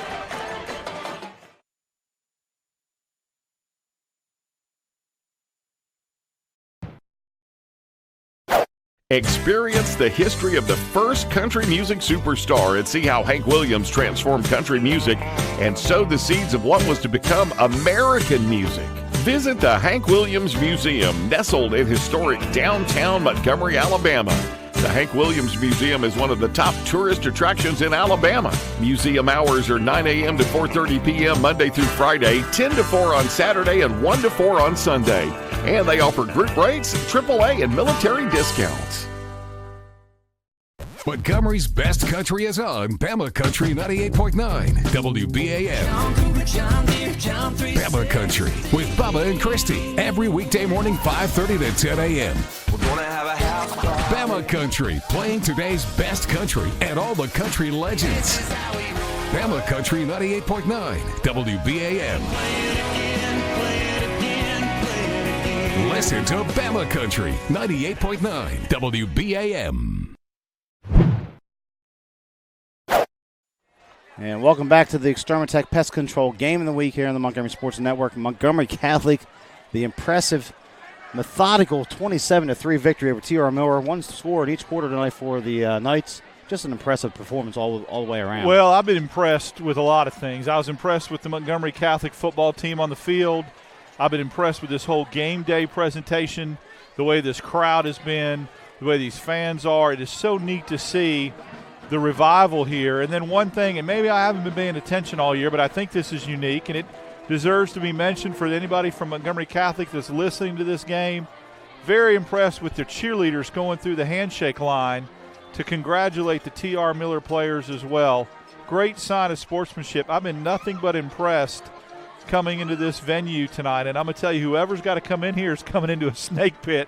Montgomery Catholic's got it going on and off the field, and this was a great environment tonight. It's going to be tough for any team that has to come on the road in here in week one to face the Knights, as they will try to go back-to-back with the region championship. Next week they go to Headland. So take a moment here to thank our sponsors on the Montgomery Sports Network. Extermatech Pest Control, the title sponsor here on the Montgomery Sports Network. If you have bugs bugging you, call Extermatech. They have been bugging the competition for over 15 years. Call 334-209-4590. ProtectingALWorkers.com. If you're hurt on the job, Mike Myers, or Matt Matthews can help you with the benefits you need and deserve. Visit ProtectingALWorkers.com or call 334-721-4878. We'd also like to thank the Hank Williams Museum in downtown Montgomery. If you want to learn about the life of a Montgomery man who was known as the legendary singer Hank Williams, visit 118 Commerce Street in downtown Montgomery, or groups are always welcomed at the Hank Williams Museum. We'd also like to thank Chris's Famous Hot Dogs, located down the street from the Capitol Building at 138 Dexter Avenue. Chris's Famous Hot Dogs, taste the tradition. Call 334-265-6850. We'd also like to thank Mid-State Burglar Bars and Ironworks. They build and install burglar bars, AC guards, storm doors, and more. Make sure to check out their decorative handrails. They are a work of art. Call 334-313-9015 for Mid-State Burglar Bars and Ironworks. And here's Darren with the rest of our sponsors. American Oak and More, committed to offering exceptional furniture at affordable prices. You don't pay with fake money, so don't settle for fake wood. Call 334-277-7793. La Zona Rosa Hillwood Mexican Cafe. From their great lunch selection and value to the tablecloth and candle evening atmosphere for dinner, La Zona Rosa has something for all.